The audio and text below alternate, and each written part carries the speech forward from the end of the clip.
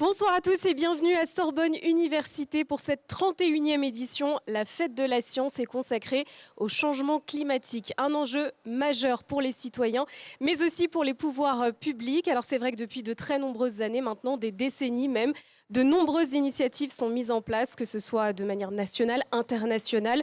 Et c'est vrai que leur nécessité s'avère encore plus flagrante en cette année 2022, avec notamment le dernier rapport du GIEC dont on a beaucoup entendu parler dans les médias, la COP27, mais aussi les événements météorologiques extrêmes de l'été dernier. Alors la fête de la science, c'est l'occasion évidemment de faire un point sur tous ces sujets. Et l'émission Science en vue que vous regardez actuellement va mettre aussi en lumière toutes les sciences. Dans le cadre donc de cette émission, on va s'intéresser au climat et aux océans, mais aussi à l'archéologie tout à l'heure avec Yann Toucourt, mais aussi aux vers et aux minéraux, ce sera avec Monsieur le Chat. Alors c'est une émission interactive, vous allez pouvoir évidemment y participer, poser toutes vos questions à nos invités et nous les lirons en direct, ils pourront évidemment vous répondre. Je vous propose pour cette première partie de nous jeter à l'eau. Nous allons nous intéresser à la toute première thématique pendant près de 40 minutes, climat et océan. Je vous présente nos deux invités du jour, mes deux invités du jour. À ma droite, Olivier Adam, bonsoir. Bonsoir. Vous êtes professeur à Sorbonne Université, spécialiste en bioacoustique. Vous vous intéressez donc notamment aux émissions sonores des cétacés pour décrire leur population et donc leur société. Et à ma gauche, Grégoire Perrin, bonsoir. Bonsoir. Vous êtes responsable de la médiation scientifique du Biodiversarium de l'Observatoire océanologique de Bagnoul-sur-Mer à Sorbonne Université. Avec vous, on fera une petite manip très intéressante tout à l'heure. Mais d'abord, on va s'intéresser évidemment aux baleines à bosse. Alors expliquez-nous, monsieur Adam, où est-ce que nous pouvons les trouver dans le monde ? En fait, elles sont dans tous les océans, donc c'est plutôt facile. Moi, par exemple, je vais à Madagascar en août, Ouais. et, dans l'océan Indien. Je travaille avec Cetamada, par exemple, et l'association Abyss à La Réunion. Et là, on va avoir 8 000 à 10 000 baleines qui vont venir au large des côtes. Et ce qui est intéressant avec les baleines à bosse, c'est qu'elles viennent très proches des côtes. Donc, on n'a même C'est pas ça. besoin de bateau pour aller les voir. On peut les voir dès la côte. Pour ceux qui seront sur le stand 14, ils verront des images. On a fait des images par drone ou directement. Et en fait, on peut voir ces cétacés qui sont extrêmement côtiers, extrêmement sociaux. Alors après, nous, on a la chance en tant que France parce qu'on a des dom-toms. Et donc, du coup, dans n'importe quel dom-tom que vous allez pouvoir aller, vous allez pouvoir les voir. Alors faites attention au niveau calendrier. Hémisphère nord, on sera plutôt février-mars. Ouais. Hémisphère sud, plutôt juillet-août. Ouais. Et après, une fois que vous êtes calé, parce que c'est des espèces migratrices. Oui, c'est d'accord. ça, Donc, ouais. une fois qu'on s'est calé, après, on peut les voir. Parce qu'elles se reproduisent, c'est ça, dans les eaux chaudes et elles vont... Voilà, ce sont des championnes du monde, en tout cas pour les mammifères, Ouais. pour les migrations. Donc elles vont s'alimenter dans les zones polaires. C'est ça. Voilà, Ouais. et après elles vont faire 6 000, 7 000 km, parfois 8 000 pour les plus sportives, jusqu'aux zones tempérées, où là elles vont se reproduire, mettre bas et prendre soin de leurs petits baleineaux. Et à Madagascar, par exemple, on peut observer des baleineaux qui ont 2 jours, 3 jours, moins d'une semaine. Et si vous voulez que je vous dise un secret, en 2015, Ouais. on s'est posé la question, est-ce qu'un baleineau qui vient de naître émet des sons ? Ouais. Et on n'avait pas la réponse en 2014. Ouais. Et grâce à Sorbonne Université et à nos partenaires, on sait maintenant. Alors justement, on parle des sons parce qu'elles sont connues pour leur chant. Alors, à quoi ça sert exactement ? Pourquoi elles chantent ? Alors, les 89 espèces de cétacés vont émettre des sons, d'accord ? Ce sont les mammifères. Donc, ils n'ont pas le même système, le même générateur vocal que nous, avec les cordes vocales. Ils ont deux systèmes différents. Et ils vont émettre des sons. Ils vont émettre des sons pour toutes leurs activités vitales et leurs interactions sociales. Donc pour eux, le son, c'est vraiment prépondérant. Ouais. Une baleine qui ne peut pas émettre de son parce qu'elle a un problème de production ou un problème d'audition, elle est destinée à la mort. D'accord ? D'accord. Et donc voilà. Et donc ils vont émettre des sons. Alors par exemple, pour les baleines à bosse, les mâles, les femelles, les baleineaux émettent des sons en permanence dans leur interaction. Nous, on a un gros programme, par exemple, interaction mère-baleineau avec Saclay et l'université d'Antananarive à Madagascar. Et justement, on a enregistré la production vocale de ces cétacés. Mais les mâles, chez les baleines à bosse, viennent dans les zones de reproduction pour émettre des chants. Et les chants, c'est quoi ? Ce sont des vocalises qui sont émises dans l'ordre. Vous voyez, il y a plusieurs vocalisations que vous pouvez entendre à notre stand là, aujourd'hui et demain, stand 14, Jussieu, fête de la science. Et ces vocalisations, en fait, elles sont structurées dans l'ordre. Donc, il va y avoir 3, 4, 5, ça dépend de la complexité que le chanteur veut émettre. Et elles vont répéter ces phrases. Donc, c'est des phrases, elles vont répéter une fois, 2 fois, 3 fois. Il peut y avoir plusieurs phrases et ça crée un chant qui dure entre 15 et 20 minutes. D'accord ? Et les 15 mâles à 20 arrivent, minutes, voilà. oui. Donc les mâles arrivent dans une zone, Ouais. il peut y avoir un ou plusieurs mâles, et là ils vont commencer à chanter. C'est des chants qui sont traditionnels et des dialectes régionaux, parce qu'en fait les baleines de l'océan Indien ne vont pas émettre les mêmes chants que les baleines en Guadeloupe ou en Nouvelle-Calédonie. Ah oui, d'accord, donc c'est vraiment des chants différents. Ouais. Exactement. Alors moi j'ai des exemples de Saint-Pierre-et-Miquelon et Saint-Pierre-et-Miquelon, c'est pas une zone de reproduction, mais enfin ils chantent quand même. Et puis de Madagascar et de l'océan Indien en fait. Hein. Et on travaille sur ça. Alors c'est intéressant parce que on sait qu'elles chantent depuis 1971. Il y a eu un article scientifique qui a fait le tour du monde, c'est le cas de le dire, parce qu'ils ont été les premiers à utiliser le mot chant. Ouais. Pour définir en fait ces émissions vocales de ces baleines à bosse. Et depuis 1971, on apprend de plus en plus à quoi servent ces chants. Donc pour répondre à votre question après 5 minutes, à quoi ça sert ? Pourquoi les mâles émettent des chants pendant les périodes de reproduction ? Alors je vais vous dire, la première intuition des biologistes, c'est que vu qu'ils font cela pendant les périodes de reproduction, c'est probablement pour attirer les femelles. Hein, vu que c'est les mâles qui les mettent, ouais, c'est ça. ils sont les bons. Et c'est intéressant comme concept. D'ailleurs, on le fait aussi. Bon, pourquoi pas eux ? Donc du coup, en 1986, il y a un Américain qui s'appelle Peter Tayak qui a eu l'idée de diffuser avec un haut-parleur qu'il a mis dans l'eau des chants de mâles à des baleines à bosse femelles et pour voir quelle était la réaction. Aucune est venue à son bateau. D'accord ? Elles sont soit restées où elles étaient, soit elles sont carrément parties. Elles ont quitté les lieux. D'accord ? Donc la conclusion de son article, c'est bon, comme attracteur, c'est pas top, tu vois. Sauf que le playback, c'est très compliqué. D'accord ? De faire du playback à des espèces animales, c'est une vraie thématique. Moi, je l'ai fait avec cet amada à Madagascar. Ça n'a pas super bien marché. Et donc là, on va avoir un programme qui va commencer de façon sérieuse 2023 avec le CNRS sur cet aspect de playback. Parce que le playback, en fait, il y a quel est le son qu'on diffuse, quelle est l'importance du son qu'on diffuse, et puis 2, le contexte. D'accord ? Si je vous envoie des sons caractère sexuel quand vous êtes en train de manger une choucroute, bah, peut-être ça vous intéresse moins, vous voyez ce que je veux dire. Donc il faut vraiment avoir un ensemble de quel est l'effet que peut produire le son, ou en tout cas qu'est-ce qu'on va faire. Donc finalement, en 2022, les chants des baleines à bosse mâles sont plus considérés comme une interaction mâle-mâle que mâle-femelle. C'est-à-dire qu'en gros, la compétition est tellement forte que les mâles, s'identifient en disant, voilà, moi le chant, c'est parce que je suis puissant, je suis super robuste, je suis jeune, etc. Donc les autres, faites attention. Ou alors une délimitation de territoire, c'est-à-dire qu'en gros, ils tiennent à l'écart d'autres compétiteurs qui pourraient venir les gêner, quoi. Alors, quel est le rôle de ces baleines à bosse dans l'écosystème marin ? On parle souvent de leur gros appétit. Voilà, donc en fait les cétacés, on étudie les cétacés principalement parce que déjà, il y a une empathie qui est naturelle. Deuxièmement, ils sont à la surface, ils sont obligés de remonter à la surface pour prendre de l'air, donc ils sont assez faciles à observer. Enfin, je veux dire, on pourrait s'intéresser à d'autres espèces, mais dans les abysses, par exemple, on sait qu'on est très en retard parce qu'il faut descendre à une certaine profondeur pour les observer et rester sur place. Donc c'est compliqué. Pour les cétacés, du fait qu'ils sont à la surface, on peut savoir qui ils sont. Ils ont des marques sur leur corps, ce qui fait qu'on peut faire des catalogues d'individus et puis les suivre pendant toute leur vie. Hein. Les orques, ça vit 70, 80 ans. Les baleines à bosse, ça vit plus d'une centaine d'années. Donc on peut avoir une bonne idée de ce qu'ils sont en train de faire. Et puis on peut observer leur population. Donc soit leur population d'une année après l'autre est constante, soit elle augmente, soit elle décroît. D'accord ? Et du coup, ça nous renseigne sur le bon état des océans.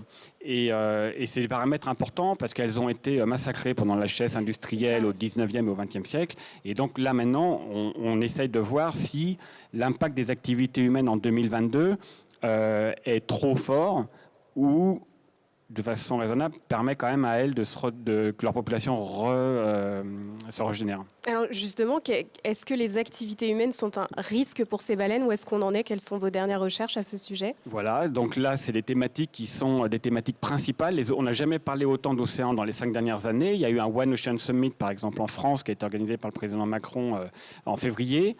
Il y a plein de rendez-vous sur la gestion en fait, des océans au niveau politique et au niveau économique. les activités, des activités humaines n'ont jamais été aussi intenses dans les océans que maintenant, et elles se destinent à être encore plus importantes dans les 10 années à venir. Les pays sont en train de se structurer encore plus pour pouvoir exploiter les océans. Et là, on voit bien qu'il va y avoir donc des thématiques majeures sur l'impact de ces activités humaines sur les océans. Et ce que disent et ce qu'on répète depuis 50 ans, 60 ans, c'est l'aspect durable, d'accord, la notion de durable. On veut des océans durables. Et donc, du coup, ce qu'on fait, c'est qu'on regarde quelles sont les activités humaines, quelles sont celles qui sont durables et quelles sont celles qui ne sont pas durables. Et celles qui ne sont pas durables, il faut qu'il y ait des régulations fortes. Il y en a déjà, mais peut-être pas assez. Alors, vous voulez que je les cite, je peux, moi, oui, bien sûr, oui. Les pêcheries, oui. C'est quand même un problème qui est juste majeur depuis les 60 dernières années. Réchauffement climatique, Grégoire va nous en parler dans 15 secondes. Il va y avoir aussi la pollution plastique. La pollution plastique, les derniers échouages des cétacés, une bonne partie s'explique du fait qu'ils ont ingéré des plastiques et donc du coup, voilà, ça a été la raison de leur échouage. Après, sur après, il y a différents niveaux, mais on peut aussi citer le trafic maritime, parce que le trafic maritime, il y a des collisions, il y a aussi du bruit. La pollution sonore n'a jamais été aussi intense dans les océans.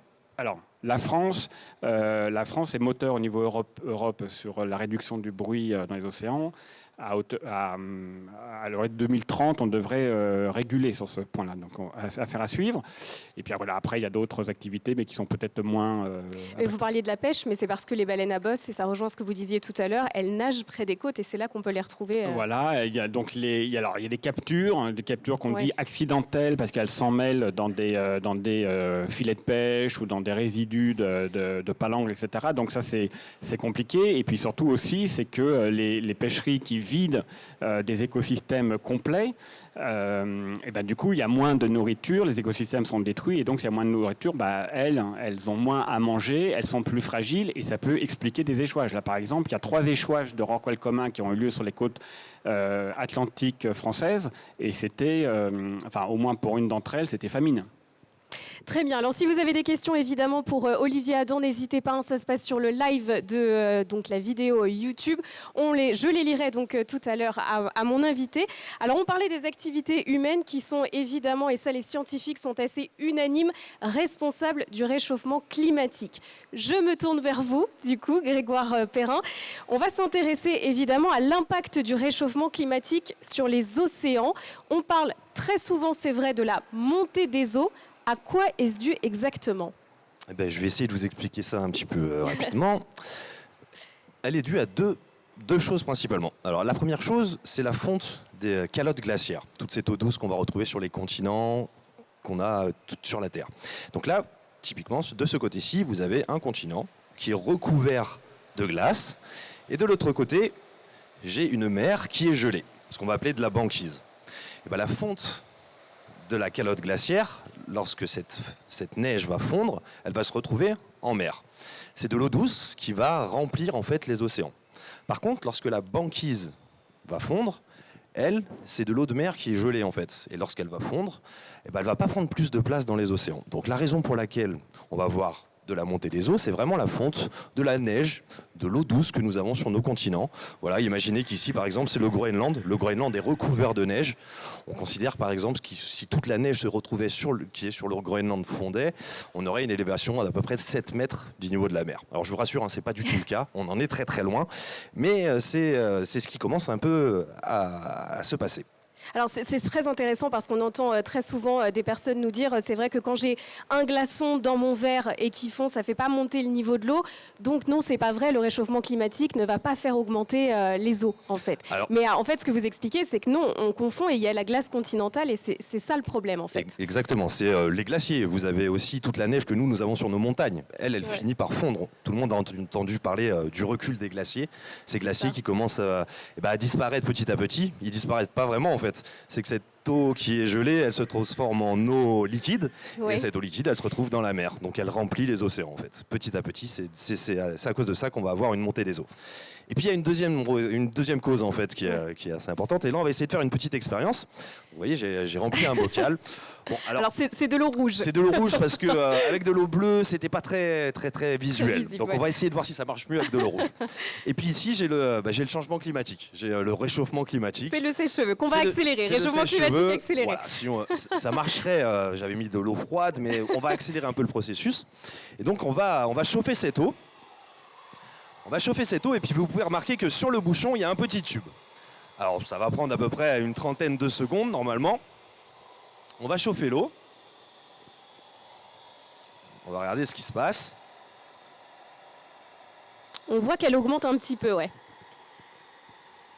Quand ça va se déclencher, ça va bien monter. Voilà qui arrive.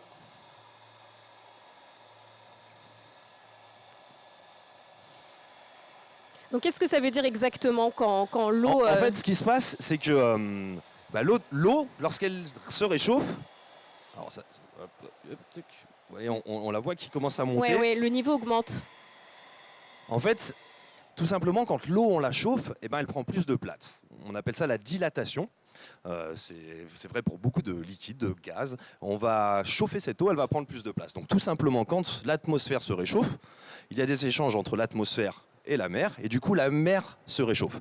D'ailleurs, au cours du dernier siècle, elle a absorbé à peu près 90% de cette énergie qui a été produite par les hommes, et elle absorbe, gaz à effet de serre dont on parle beaucoup. notamment, et toute cette chaleur qu'il y a dans l'atmosphère, c'est l'océan qui le récupère, qui le stocke, qui l'emmagasine. Mais en l'emmagasinant, en se réchauffant un petit peu, elle va prendre plus de place. Donc on a vraiment deux causes, la dilatation et puis la fonte de la calotte glaciaire. Ça, c'est les deux causes de la montée des eaux. Alors, quelles sont justement les conséquences de cette montée des eaux sur notre société, nos sociétés ? Elles sont multiples en fait, parce que 40% de la population mondiale vit à moins de 100 km des côtes. C'est vraiment une zone où on va retrouver énormément de monde.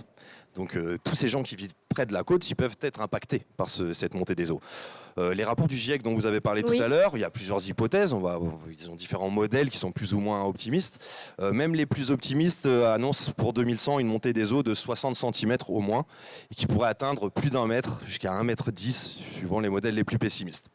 Donc si on avait une montée des eaux de 1 mètre, par exemple, tous les gens qui se retrouvent très proches de la côte, et notamment dans des zones où la côte et le plateau continental est assez important, donc où il n'y a pas vraiment de montagne juste derrière la côte, on va avoir 1 mètre, et ça fait une grosse différence. Alors, l'impact sur nos sociétés, c'est assez difficile à le mesurer, mais il y a de l'impact sur le tourisme. Vous avez un impact sur le trait de côte. Plus l'eau monte, le trait de côte, il n'est pas permanent. On appelle ça l'érosion.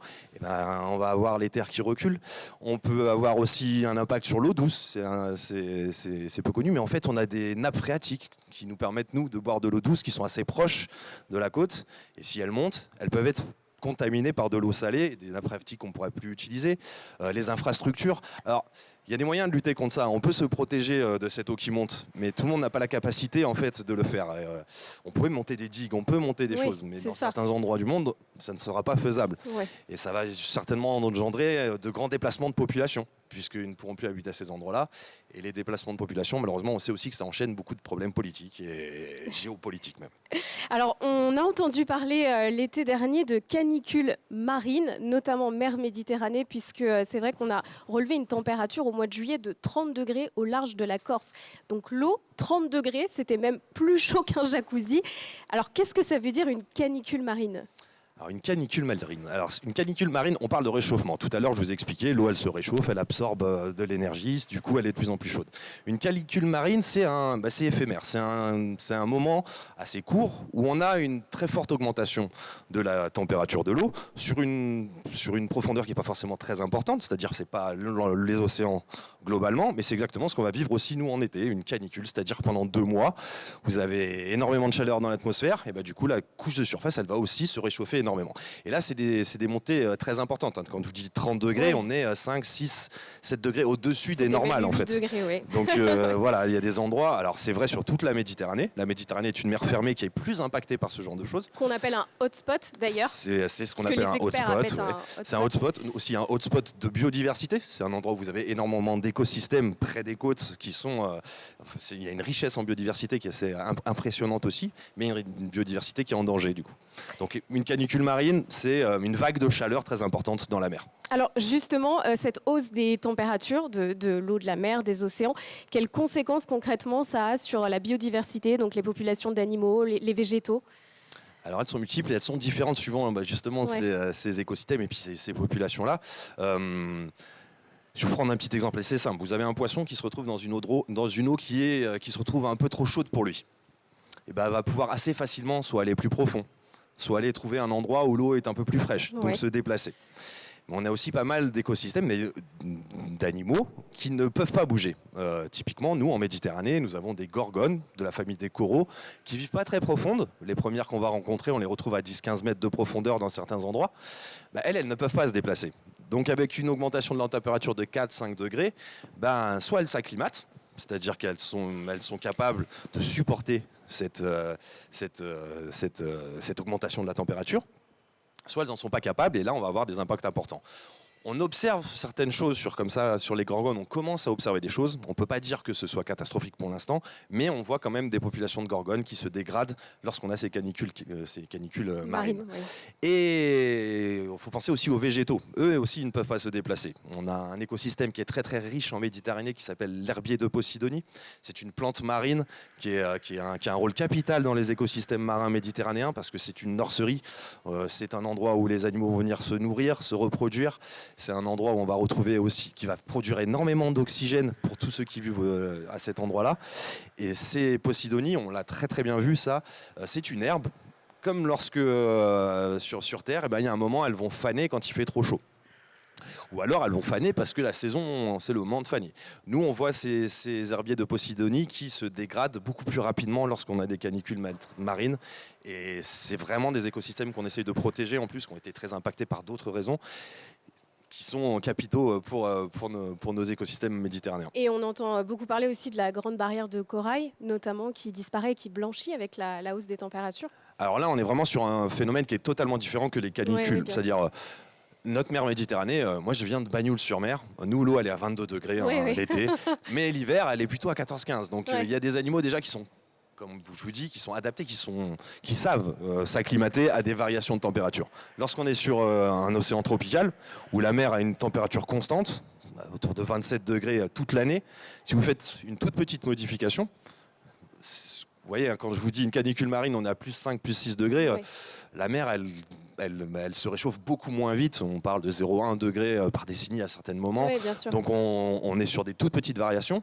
Mais quand on est dans une eau qui est tout le temps à la même température, cette petite variation, ça stresse les coraux.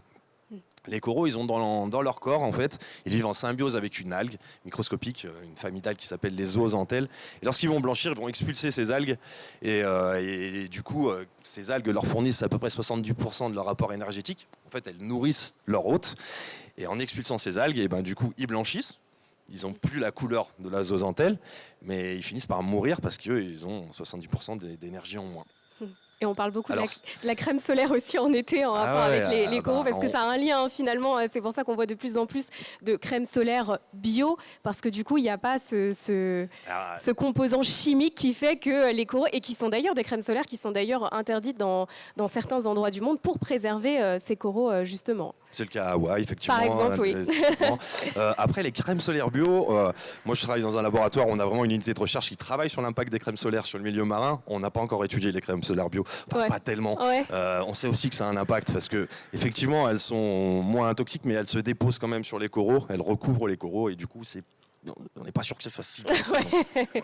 Alors, l'impact du réchauffement climatique sur les océans, on l'a vu, donc la montée des eaux notamment, mais il y a un lien aussi avec les phénomènes météo qui vont devenir de plus en plus extrêmes. Alors, on parle notamment des ouragans, puisqu'on le sait, donc c'est un phénomène météo. Le carburant d'un ouragan, c'est une eau chaude, à 26 degrés notamment. Et puis, il y a aussi, et on en a parlé ces dernières semaines dans les médias notamment, l'automne, c'est la saison des épisodes cévenols, notamment en Méditerranée. Donc, tout ça, ça a un lien justement avec l'augmentation de la température des océans. Oui, bien sûr, les océans, ils régulent les climats, hein. Ils régulent tout ça par des grands courants. Alors, toute une machinerie qui fait qu'il y a des échanges entre l'air, entre l'atmosphère et la mer. C'est tout ça qui régule ces phénomènes. Ce qu'on sait, c'est que les rapports du GIEC, par exemple, montrent pas forcément une multiplication de ces phénomènes. Par contre, on est quasiment certain que lorsqu'il y a ces phénomènes, ils sont plus intenses. On va avoir typiquement des canicules marines, on en a vécu déjà régulièrement. Oui, Ouais. Mais c'est juste qu'elles durent beaucoup plus longtemps. Elles ont une intensité qui est beaucoup plus forte. C'est de 3 à 4 degrés, on passe à 5, 6 degrés. Les ouragans, ça va être la même chose. Les cyclones, on va pas avoir plus de cyclones. Pour l'instant, en tout cas, on ne l'observe pas vraiment. On n'est pas tout à fait sûr. Mais en tout cas, beaucoup plus de risques liés à ces cyclones-là. Donc, une intensité beaucoup plus violente. Ouais, c'est ça. Bien sûr, ça a un lien. Mais après, rappelons quand même que c'est lié à une situation météorologique et pas seulement donc à une augmentation. Exactement. Il y a plein de choses qui sont. C'est multifactoriel. Ouais. Et est-ce qu'il y a des océans ou des mers qui sont un peu plus impactés dans le monde par cette hausse des températures ? Alors comme je vous disais tout à l'heure, oui, les zones qui ont une température qui est constante, comme les zones tropicales, alors il faut lier aussi ça avec d'autres choses, hein, l'acidification des océans, parce que plus vous avez de CO2 dans la mer, plus il s'acidifie. Donc ça aussi, ça a un impact sur les écosystèmes, notamment les coraux. C'est pas que du réchauffement, enfin c'est pas que du changement climatique, hein, c'est pas que de la chaleur. Il y a plein d'impacts comme ça. Les zones comme la Méditerranée, c'est une mer fermée. Donc effectivement, c'est beaucoup plus violent quand il y a ces canicules, nous, qu'on a. Il y a moins de renouvellement d'eau, donc c'est plus fort sur ces zones-là. Les fameux hotspots dont vous parliez tout à l'heure. Oui, d'accord. Alors, qu'est-ce qu'on peut faire aujourd'hui ? Ce sera peut-être ma dernière question. Qu'est-ce qu'on peut faire pour éviter tout ça ? Alors, évidemment, on pense à réduire, et c'est un peu l'objectif, les gaz à effet de serre. Est-ce qu'il y a d'autres gestes au quotidien ? Il y en a plein. Je ne suis pas forcément très bien placé pour donner des conseils, mais oui, effectivement, on sait que c'est très lié à notre production de carbone, à notre consommation de plastique, parce qu'on parle beaucoup du changement climatique, mais c'est lié à plein d'autres choses, la pollution. Enfin, voilà, tout ça, les animaux, ils ne font pas la différence entre le changement climatique, le plastique ou des choses comme ça. Après, je vous dois donner quand même une petite note optimiste à tout ça. C'est que la mer, elle a une résilience extraordinaire. Les océans, ils ont une résilience extraordinaire. Et déjà, si elle n'avait pas été présente, on serait dans une situation beaucoup plus catastrophique parce que, comme je vous dis, 90% de cette énergie a été absorbée par la mer. On est en train de dérégler les choses, c'est sûr, de dérégler un peu les courants, de dérégler certaines petites choses. Il va y avoir des modifications. Ce qui est catastrophique, c'est quand les écosystèmes, les espèces ne vont pas pouvoir s'adapter. On ne leur laisse pas le temps, en fait, de s'adapter. Moi, je vous ai parlé tout à l'heure d'acclimatation. C'est totalement différent que de l'adaptation. L'acclimatation, c'est je vais être capable de survivre pendant une canicule, très bien. Mais je ne vais pas transmettre ça à mes descendants. L'adaptation, c'est quand on va avoir ces caractères qui leur permettent, qui vont être transmis de génération en génération et qui vont permettre du coup à une espèce, c'est déjà arrivé, des modifications climatiques au cours des temps, mais qui ont été beaucoup plus lentes. Et on ne laisse pas en fait le temps aux écosystèmes de s'adapter à ces changements-là. Très bien, merci. C'était très intéressant et je me tourne vers vous, Olivier Adam. Alors justement, on parlait du réchauffement climatique. Est-ce que les baleines à bosse, elles, s'adaptent au réchauffement climatique ? Alors, il est vrai qu'il y a une adaptation. Chez les cétacés, ce sont les mammifères dotés d'un cerveau. Chez la baleine à bosse, c'est 6 kg, le cachalot 8 kg ou plus. Donc, il y a quand même des stratégies d'adaptation. Ceci étant dit, pour des espèces résidentes comme des grands dauphins, par exemple, qui dépendent d'une zone en particulier, ça peut être plus compliqué pour eux que des baleines à bosse qui font des routes migratoires. Depuis 2009, il y a des programmes qui s'intéressent au temps qu'elles passent dans leur zone d'alimentation et au temps qu'elles passent dans leur zone de reproduction. Et notamment du fait de l'acidification des océans, par exemple, on imagine qu'elles vont avoir plus de mal à trouver du krill dans les zones zone d'alimentation. Du Et krill donc, qui est, juste pour précision, c'est ce qu'elle... oui, c'est des petits, c'est du plancton, en fait, c'est des petits organismes qu'elle mange dans des quantités extrêmement importantes. Et donc, on se dit et donc ils sont très, par contre, sensibles à l'acidification des océans. Et du coup, probablement, il y en a moins. Et donc, du coup, les cétacés sont obligés de rester plus longtemps pour s'alimenter. Et donc, ça va jouer, en fait, ça va déstabiliser leur système migratoire. Je ne pense pas qu'on puisse aller tellement dans l'habituation parce que les activités humaines, l'impact des activités humaines est très rapide. Et par exemple, il y a un très beau film qui s'appelle Sonic Sea sur la pollution sonore et qui montre clairement la fragilisation en fait de ces cétacés par rapport au son. Il y a un autre film qui vient de sortir qui s'appelle Coextinction qui montre en fait que les activités qui sont au large du Canada impactent directement des orques et que certaines familles d'orques commencent à décroître alors qu'en fait normalement les orques c'est en haut de la chaîne alimentaire et devraient être plus à même à s'adapter. Donc en fait voilà, il faut quand même faire attention. Voilà, il faut mettre toutes les activités humaines en mer sous vigilance et sous surveillance, comme on l'a fait d'ailleurs avec les activités terrestres. Enfin, je veux dire, nos voitures ont totalement changé dans les 20 dernières années probablement. Autant faire ça sur nos bateaux et sur l'ensemble de nos activités en mer. Alors, je vous le disais tout à l'heure, c'est une émission interactive. Vous allez pouvoir poser toutes vos questions à nos invités. Alors, j'ai un petit écran devant moi. Je vais essayer de lire donc les questions qui arrivent. Comme ça, je vais vous les poser et vous allez pouvoir y répondre. Alors, petit écran, je regarde. On est en direct, hein, je découvre un peu en même temps. Alors... Pour l'instant, je n'ai rien sur mon écran. J'ai rien qui s'affiche. Alors, je ne sais pas, je ne dois pas être au bon endroit. Je ne sais pas si c'est... Hop. Alors, à Bagnus, il y a des dauphins, il y a des cachalots, il y a le parce que je crois commun. que l'écran est figé, c'est pour ça. Vous pouvez voir en Méditerranée plein de diversité de cétacés. Peut-être vous avez vu des cachalots, non? Ah non, mais c'est sûr, oui. Oui. On les voit passer. Il faut Moi, j'ai aller les jamais voir. vu de cachalot. Moi, C'est vrai. À Toulon, demain matin. C'est vrai. On va attendre évidemment à continuer. Vous pouvez poser toutes vos questions. Ça se passe donc sur le live de la vidéo YouTube juste à côté. Vous posez vos questions. On va me ramener le petit écran juste après. Et comme ça, je vais pouvoir évidemment les poser à nos invités. Donc, je vous rappelle notre thématique climat et océan. Et on s'est intéressé donc à l'impact du réchauffement climatique sur les océans avec la montée des eaux et donc les baleines à bosse. Olivier Adam, qui est donc professeur à Sorbonne Université, spécialiste en bioacoustique, et Grégoire Perrin, évidemment responsable de la médiation scientifique du Biodiversarium à l'Observatoire océanologique de Bagnulx-sur-Mer. Voilà, donc mes deux invités, n'hésitez pas à vous poser toutes vos questions, évidemment sur le live. J'en profite pour bien dire... sûr, allez-y, on a du temps du coup. Il y a un quiz, on organise un quiz acoustique, c'est-à-dire que sur notre stand, on fait écouter des sons qui ont été enregistrés par les océans, qu'on a enregistrés dans les océans. Et là, vous avez 8 questions pour reconnaître des sons, parce qu'évidemment, ce sont des paysages sonores dont on n'est pas hyper familier, on est plus habitué à des paysages sonores citadins ou dans les campagnes, mais dans les océans, il y a des sons en non-stop, alors qui sont évidemment biologiques ou d'activité humaine. Donc là, on a 8 questions. Et si vous répondez bien en 8 questions, vous pouvez gagner 2 places pour l'exposition Musique animale à la Philharmonie de Paris. Tout à l'heure, vous m'avez dit que c'était compliqué. Il était dur. On peut vous aider. Si vous êtes sage, on peut vous aider. Trop bien, c'est un très beau cadeau en tout cas à gagner. Alors, est-ce qu'on a des questions? Est-ce qu'on me ramène ou pas à l'écran ou est-ce que... On va conclure donc cette première partie ici donc avec la thématique climat et océan. Merci à mes deux invités d'avoir été avec moi. L'émission Science en vue met à l'honneur aussi l'archéologie et je vais laisser la place au deuxième intervenant, Yann Toucourt, avec ses invités. Très bonne soirée à vous. Merci. Merci. Bonsoir, bonsoir. Donc un plateau archéologie et grand chantier archéologique est une discipline très importante, non seulement pour connaître le fonctionnement des sociétés passées, leur structure, mais aussi pour comprendre comment les sociétés passées se sont adaptées au changement de leur environnement. Alors 3 intervenants, tous les 3 jeunes, beaux, frétillants. À ma gauche, il y a d'abord David Cornillon. Bonjour. Thibaut Hébert. Bonsoir. Et je vais d'abord vous présenter un peu plus longuement Tara Chaperon. Donc, Tara, vous êtes doctorante en histoire de l'art et en archéologie. Vous faites de l'archéologie expérimentale et de terrain.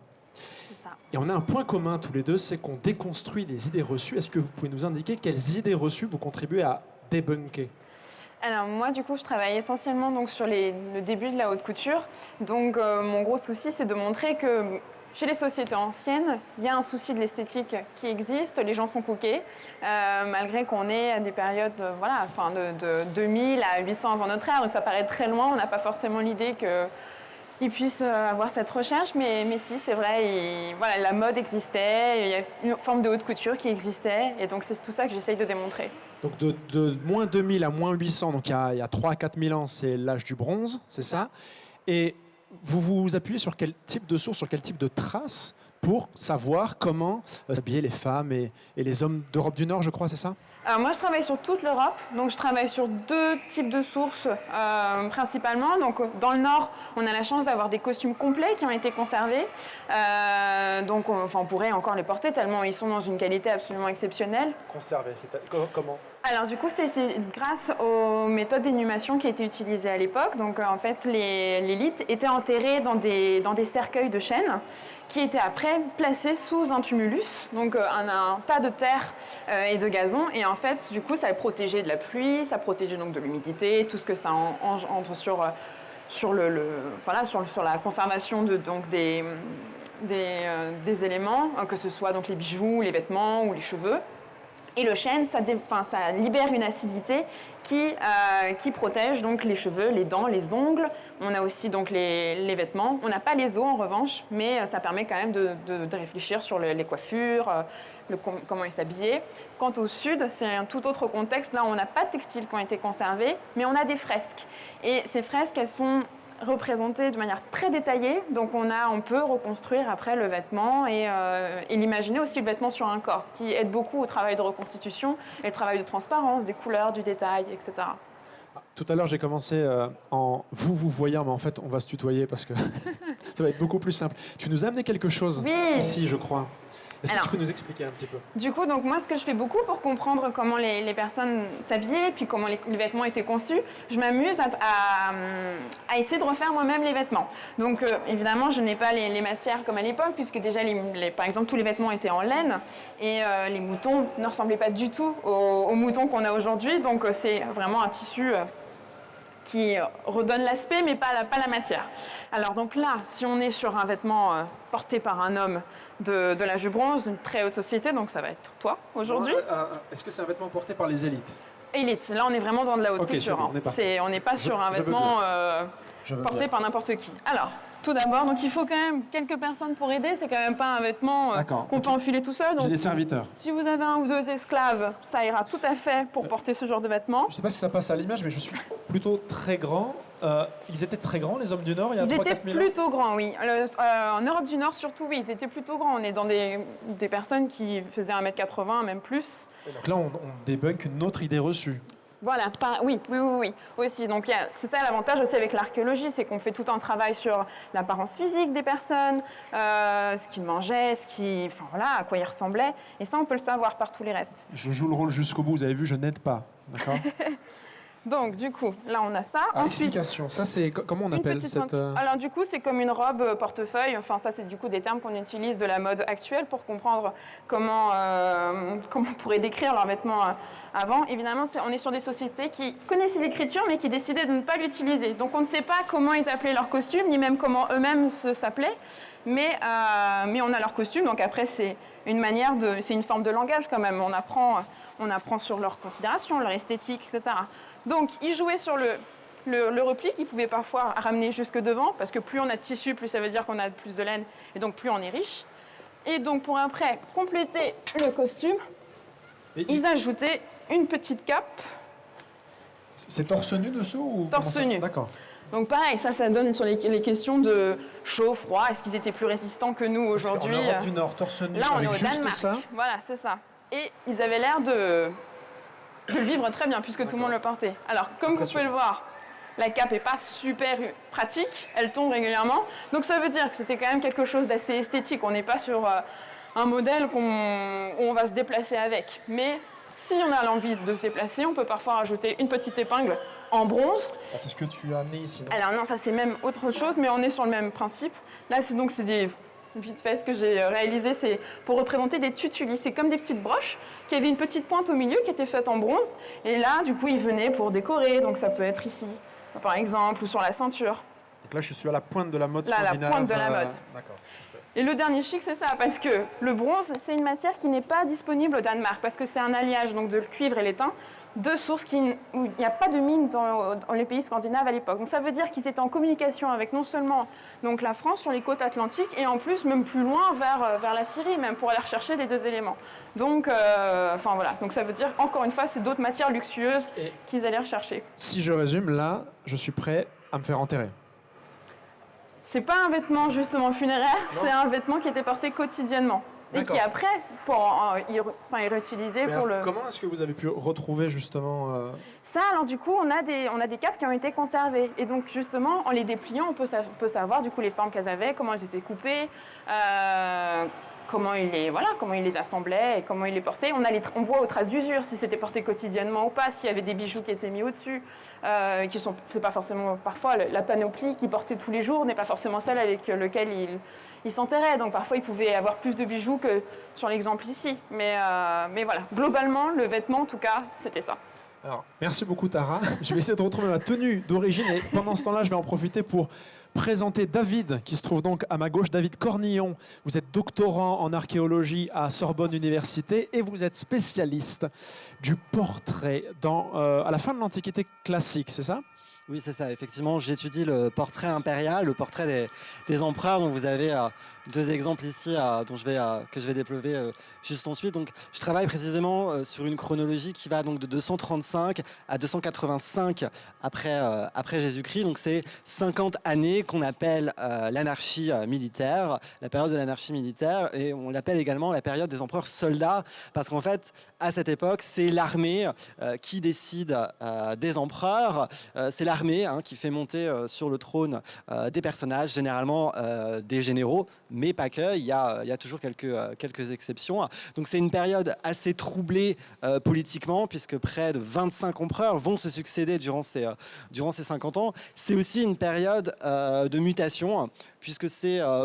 Pendant cette période, on a véritablement des changements dans la société, des changements dans les mentalités qui font de cette période en quelque sorte la transition entre l'Antiquité classique et l'Antiquité tardive, donc à partir de Constantin, qui prépare en quelque sorte le Moyen-Âge. Donc sur l'écran, vous avez deux exemples de ces empereurs. Donc comme on a une cinquantaine d'empereurs durant comme on a 25 empereurs durant ces 50 ans, on a énormément de visages différents et tous ces empereurs veulent se différencier les uns des autres. Donc vous avez ici un vieux monsieur à gauche qui est Maximin le Thrace.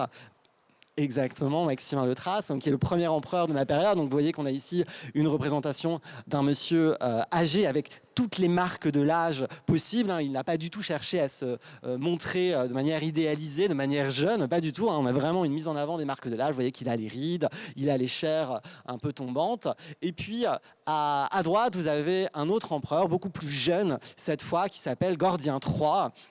Alors, et vous voyez, donc on a ici beaucoup moins, évidemment à cause de l'âge, beaucoup moins de représentation, beaucoup moins de signes de l'âge. Néanmoins, si vous regardez entre les yeux, on a quand même deux petites rides, les deux petites rides du lion qui permettent quand même de vieillir un petit peu le personnage pour lui donner un petit peu de maturité à cet empereur qui est extrêmement jeune puisqu'il règne grosso modo en étant adolescent entre 13 et 19 ans. Donc vous voyez qu'à la fois on a des représentations très différentes, mais il peut y avoir des ressemblances. Si vous regardez également la chevelure, on a une manière de représenter les cheveux qui est assez similaire. Et donc j'étudie effectivement tout ça et aussi tous les messages qui se cachent derrière cette manière de se montrer, parce que ça reste une image, c'est l'image qu'il souhaitait diffuser. On ne sait pas à quoi elle ressemblait, mais voici l'image qu'il voulait montrer d'eux. Est-ce que tu l'as choisi au hasard, celle-là? Parce que je trouve une certaine forme de ressemblance au niveau du regard. Non? J'espère que je ne vais pas... Alors déjà, j'ai dépassé son âge puisqu'il est mort à 19 ans. Et... Il a fini comment? Alors, on n'est pas tout à fait sûr de comment il a fini. Il est mort lors d'une campagne militaire contre les Perses en Orient. Soit il est mort au combat, c'est ce que nous disent notamment les sources perses, ou alors il a été assassiné dans sa tente par son successeur, par son garde. Merci beaucoup David. Je vais maintenant vous présenter Thibaut Hébert. Donc Thibaut qui vient de terminer son master en archéologie, qui commence à préparer sa thèse et qui est spécialisé sur les reconstitutions, les miniaturisations, c'est ça, hein, des espaces urbains. Tu as notamment travaillé sur la fameuse maquette construite par Paul Bigot au début du XXe siècle, maquette de Rome. Est-ce que tu peux nous en dire d'abord un peu plus sur ta démarche ? Bien sûr. Déjà, pour contextualiser brièvement, ce qu'on appelle le plan de Rome, c'est cette maquette aux dimensions absolument colossales, quelques 70 mètres carrés, qui est réalisée effectivement au début du XIXe siècle par Paul Bigot, qui est un architecte normand, et il représente la Rome du IVe siècle. Ma démarche en fait était assez simple, elle consistait à comparer le projet de l'architecte, l'intérêt archéologique qu'il va essayer de porter à la Rome du IVe siècle, l'intérêt esthétique également de l'objet, puis l'intérêt architectural. C'est un architecte, il a un cursus tout à fait classique, il étudie à l'École nationale supérieure des beaux-arts, il est premier Grand Prix de Rome en 1900. Et donc, j'ai essayé de comparer ce projet au regard de la réception, c'est-à-dire de la manière dont les contemporains de Bigot ont pu interpréter sa Rome antique, mais également la manière dont aujourd'hui on interprète cet objet, finalement, près de 100 ans après sa construction. Alors justement, sur la question de la réception, on en a pas mal discuté tout à l'heure. Cette maquette, elle est très présente dans les manuels d'histoire, notamment de 6e. Je le précise parce que je suis enseignant en histoire. Et ici, donc, tu nous as amené une impression 3D, c'est ça, d'une numérisation 3D de la fameuse maquette de Paul Bigot. On pourrait croire que la couleur ici, elle est au hasard, que c'est lié au filament qu'on a choisi, mais c'est bien la couleur d'origine de la maquette de Paul Bigot. Alors en réalité, la première maquette de Paul Bigot qu'il réalise, on est en 1911, il termine cette maquette de 70 mètres carrés, elle est en plâtre, il l'expose dans les thermes de Dioclétien à Rome, puis il va la ramener en 1913 à Paris. La réception, donc, ce qui m'intéresse, était tellement extraordinaire, elle était sans cesse vantée par le public, et l'État français va décider de réaliser une copie de la maquette de plâtre. Cette copie, elle est un petit peu particulière puisqu'elle est réalisée en bronze doré. Elle coûte extrêmement cher.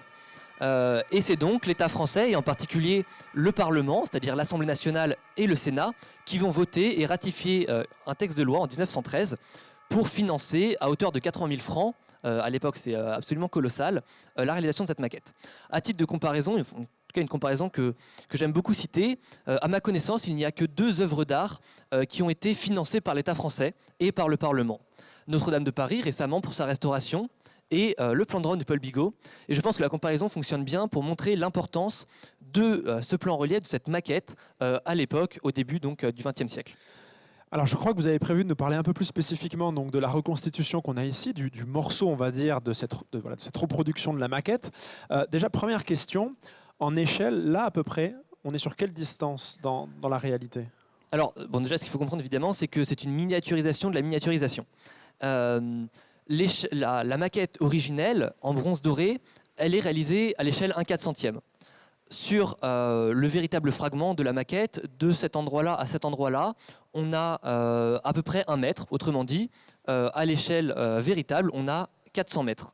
Donc on se retrouve finalement à voir ce qu'on appelle le complexe pompéien. On va vous le décrire un petit peu plus spécifiquement juste après. C'est un complexe qui va faire à peu près 200 mètres de long. D'accord. Alors le complexe pompéien, justement, David, peut-être, est-ce que tu pourrais nous le présenter un peu plus en détail ? Donc ici, on a le théâtre de Pompée, c'est ça ? Alors effectivement, l'ensemble de ce bâtiment est composé à la fois du théâtre en lui-même et d'un portique à l'arrière. C'est ce qu'on appelle le théâtre de Pompée. Le théâtre de Pompée qui a été construit entre 61 et 55 avant Jésus-Christ et qui a la particularité d'être le premier théâtre en dur à Rome. Avant cela, tous les théâtres étaient éphémères. Une fois les festivités terminées, on démontait les théâtres. Ce qui n'empêchait pas qu'ils soient particulièrement luxueux et qu'on utilise des matériaux précieux, mais une fois les festivités terminées, on les démontait. Le théâtre de Pompée, c'est le premier théâtre en dur à Rome, le premier théâtre permanent. Je crois d'ailleurs qu'il y a une anecdote sur la construction de ce théâtre par Pompée. Donc Pompée qui est ce consul et chef militaire, on est au 1er siècle avant notre ère, le grand ennemi de Jules César, qui enchaîne les victoires militaires dans les années 60-50 avant Jésus-Christ à peu près. Et donc quand il fait construire ce théâtre sur le champ de Mars, il ne dit pas au Sénat que c'est un théâtre, c'est ça ? Alors, essayer d'esquiver d'esquiver la tradition, il va faire croire au Sénat que l'ensemble en fait, des gradins où s'asseyaient les spectateurs ne sont en réalité qu'un escalier monumental qui conduit au temple qui était au sommet des gradins et qui était dédié à Vénus Victrix, Vénus victorieuse. Vénus victorieuse qui donc ne lui aura pas porté chance puisqu'il perd son duel contre Jules César. Effectivement. Est-ce qu'il y a des erreurs? Parce que moi j'aime bien chercher les erreurs. Est-ce qu'il y a des erreurs sur ce fragment de maquette? Est-ce que Paul Bigot a bien fait sa reconstitution? Alors non, malheureusement pour lui. Une erreur en particulier que l'on peut signaler, c'est sur la restitution de la curie de Pompée. La curie de Pompée, c'est un lieu extrêmement important dans l'histoire de Rome. C'est le lieu de l'assassinat de César. C'est le Sénat, enfin ça a servi temporairement de Sénat. C'est ça. Le véritable Sénat est sur le Forum romain, c'est celui qu'on appelle la curie julienne, qui a brûlé juste avant, et donc pendant les reconstructions, le Sénat est déplacé dans la curie de Pompée. Alors pour ça, Paul Bigot, il essaye de restituer la curie. Alors comment est-ce qu'il fait? Il connaît assez bien le complexe pompéien, notamment parce qu'on appelle la Forma Orbis Romae. C'est un plan de marbre qui date du IIe siècle, de l'époque sévérienne, qui représente la Rome de l'époque. Alors malheureusement, ce plan de marbre, il est extrêmement fragmentaire et il manque donc énormément d'éléments qui vont porter préjudice à Bigot. Alors pour restituer la curie, il part de deux principes fondamentaux qu'il connaît par les textes antiques. Premier fait, c'est que la curie, en tout cas que César est assassiné dans la curie de Pompée. Et deuxième élément, c'est que César est assassiné dans la curie de Pompée donc, pendant les Ides de mars, donc une grande fête religieuse qui a lieu au mois de mars. Pendant cette fête religieuse, logiquement, il y avait une cérémonie dans le théâtre, et Paul Bigot peut dès lors éliminer la présence de la curie, que ce soit dans les salles de part et d'autre de la scène, mais également dans le temple au sommet de la caverne. De la même manière, il connaît ici ce grand élément qu'on appelle l'hécatostylum, c'est donc ce portique aux 100 colonnes. Il sait que ça marque la limite logique du complexe. Et de ce côté-là, les fouilles archéologiques lui permettent de restituer des petites boutiques. Et donc, logiquement, la curie ne pouvait pas se trouver là. Autrement dit, il ne connaît qu'un seul élément, connu donc par le plan de marbre, c'est ce petit édifice qui n'est attribué, auquel on n'a donné aucune attribution, je dirais. Et donc, Paul Bigot va annoncer que la curie de Pompée était ce petit édifice. Le problème, c'est qu'un petit peu plus tard, pendant l'ère mussolinienne, il va y avoir d'énormes travaux d'aménagement et donc de nombreuses fouilles archéologiques. Et on va découvrir ici, donc qui manque sur le relief, à cet endroit-là, un petit édifice qui va s'avérer être la curie de Pompée. Et donc, logiquement, Paul Bigot a fait cette erreur, puisque les sources antiques ne lui permettaient pas d'admettre le véritable emplacement de la curie de Pompée, mais également parce que les fouilles archéologiques n'étaient pas assez développées à l'époque. Merci beaucoup Thibaut. Je vous en prie. Est-ce que tu as d'autres choses peut-être à dire sur la réception, l'interprétation que tu as faite de cette maquette? Bon, Pas spécialement. Je pourrais en parler pendant des heures, mais je préfère... Alors, on va faire une petite expérience de pensée. On va imaginer que plus personne dans ce pays ne veut devenir archéologue. Personne. Sauf les jeunes qui sont ici, là devant nous. Il y a du public pour ceux qui nous regardent en live sur YouTube, ou donc, sauf ceux qui nous regardent justement en ce moment en direct. Qu'est-ce que vous leur diriez, sachant que vous avez de la pression sur les épaules, l'avenir de la profession dépend de vous. Qu'est-ce que vous leur diriez pour les motiver à devenir archéologue? Il y a plein de choses à dire. Déjà, l'archéologie, il y a énormément de choses à faire encore. On a quasiment rien trouvé. Enfin, il y a énormément de trous dans l'histoire qui méritent de se renseigner, de chercher. Après, c'est pas un monde facile, c'est sûr. Il faut développer des connaissances. C'est un milieu, il faut être assez indépendant. Il faut savoir être débrouillard. Mais il y a énormément de choses à faire. On recherche beaucoup de gens curieux, intéressés, débrouillards. Et puis, c'est des quotidiens assez magiques. Enfin, tous les jours, on découvre quelque chose. Jusque-là, on n'avait pas forcément d'idées claires dessus. Enfin, intellectuellement, c'est très stimulant. Ça nous force à être très créatifs. Enfin, il y a beaucoup de choses à faire. C'est un petit peu ce que Thibaut a indiqué tout à l'heure, que les fouilles archéologiques permettent de renouveler nos connaissances, donc en l'occurrence sur l'architecture urbaine de Rome. Comment vous les motiveriez, vous? Alors moi, je serais beaucoup plus critique. Je vais me faire un petit peu l'avocat du diable. Mais de manière générale, il faut bien avoir conscience que l'archéologie, c'est finalement un milieu qui est très difficile pour beaucoup de raisons. Notamment une, c'est que l'on a souvent l'impression, et l'imaginaire collectif, qui montre Indiana Jones, qui fait des découvertes incessantes. En réalité, le métier d'archéologue est souvent très différent. C'est souvent un travail de terrain que j'assimile bien souvent au BTP. On passe la journée dans la boue, dans la terre. C'est un métier absolument éprouvant. Qui demande effectivement des qualifications, des grandes qualifications, beaucoup d'années d'études. Alors après, effectivement, on peut mentionner, c'était mentionné très justement par Tara, c'est un métier de passion. Je pense que c'est surtout ça qu'il faut mettre en évidence. Pour les personnes qui sont passionnées par l'histoire, par le passé, par le patrimoine, évidemment, il ne faut pas hésiter, il faut se lancer dedans, mais avoir quand même conscience des difficultés qu'induisent cette formation. Bien sûr, après, je pense que, il n'y a pas que de l'archéologie de terrain. Enfin, c'est vrai que ça, pour le coup, le terrain, c'est vrai que c'est très physique. Enfin, ça demande à avoir une condition assez musclée. mais il y a aussi de l'archéologie en laboratoire, par exemple. C'est pas quelque chose dont on a forcément une idée, mais il y a quand même tout ce travail après de restauration, enfin voilà, de la 3D, etc. Enfin, il y a beaucoup d'analyses après aussi. Enfin, il y a un côté chimique aussi avec l'archéologie, donc c'est un autre aspect. Je crois que je me suis idéalement positionné pour éviter que ça ne dégénère entre vous. Autre question, alors le thème des Fêtes de la Science 2022, c'est le réveil climatique. Par le passé, les sociétés ont dû plusieurs fois s'adapter à des changements climatiques, des refroidissements, des réchauffements, qui sont sans commune mesure avec ce qu'on connaît aujourd'hui, qui étaient généralement très localisés, comme l'optimum climatique médiéval. Est-ce que les désordres environnementaux que nous connaissons aujourd'hui font peser des dangers sur notamment l'archéologie de terrain? Alors oui, effectivement, la problématique climatique peut engendrer notamment des destructions de sites archéologiques.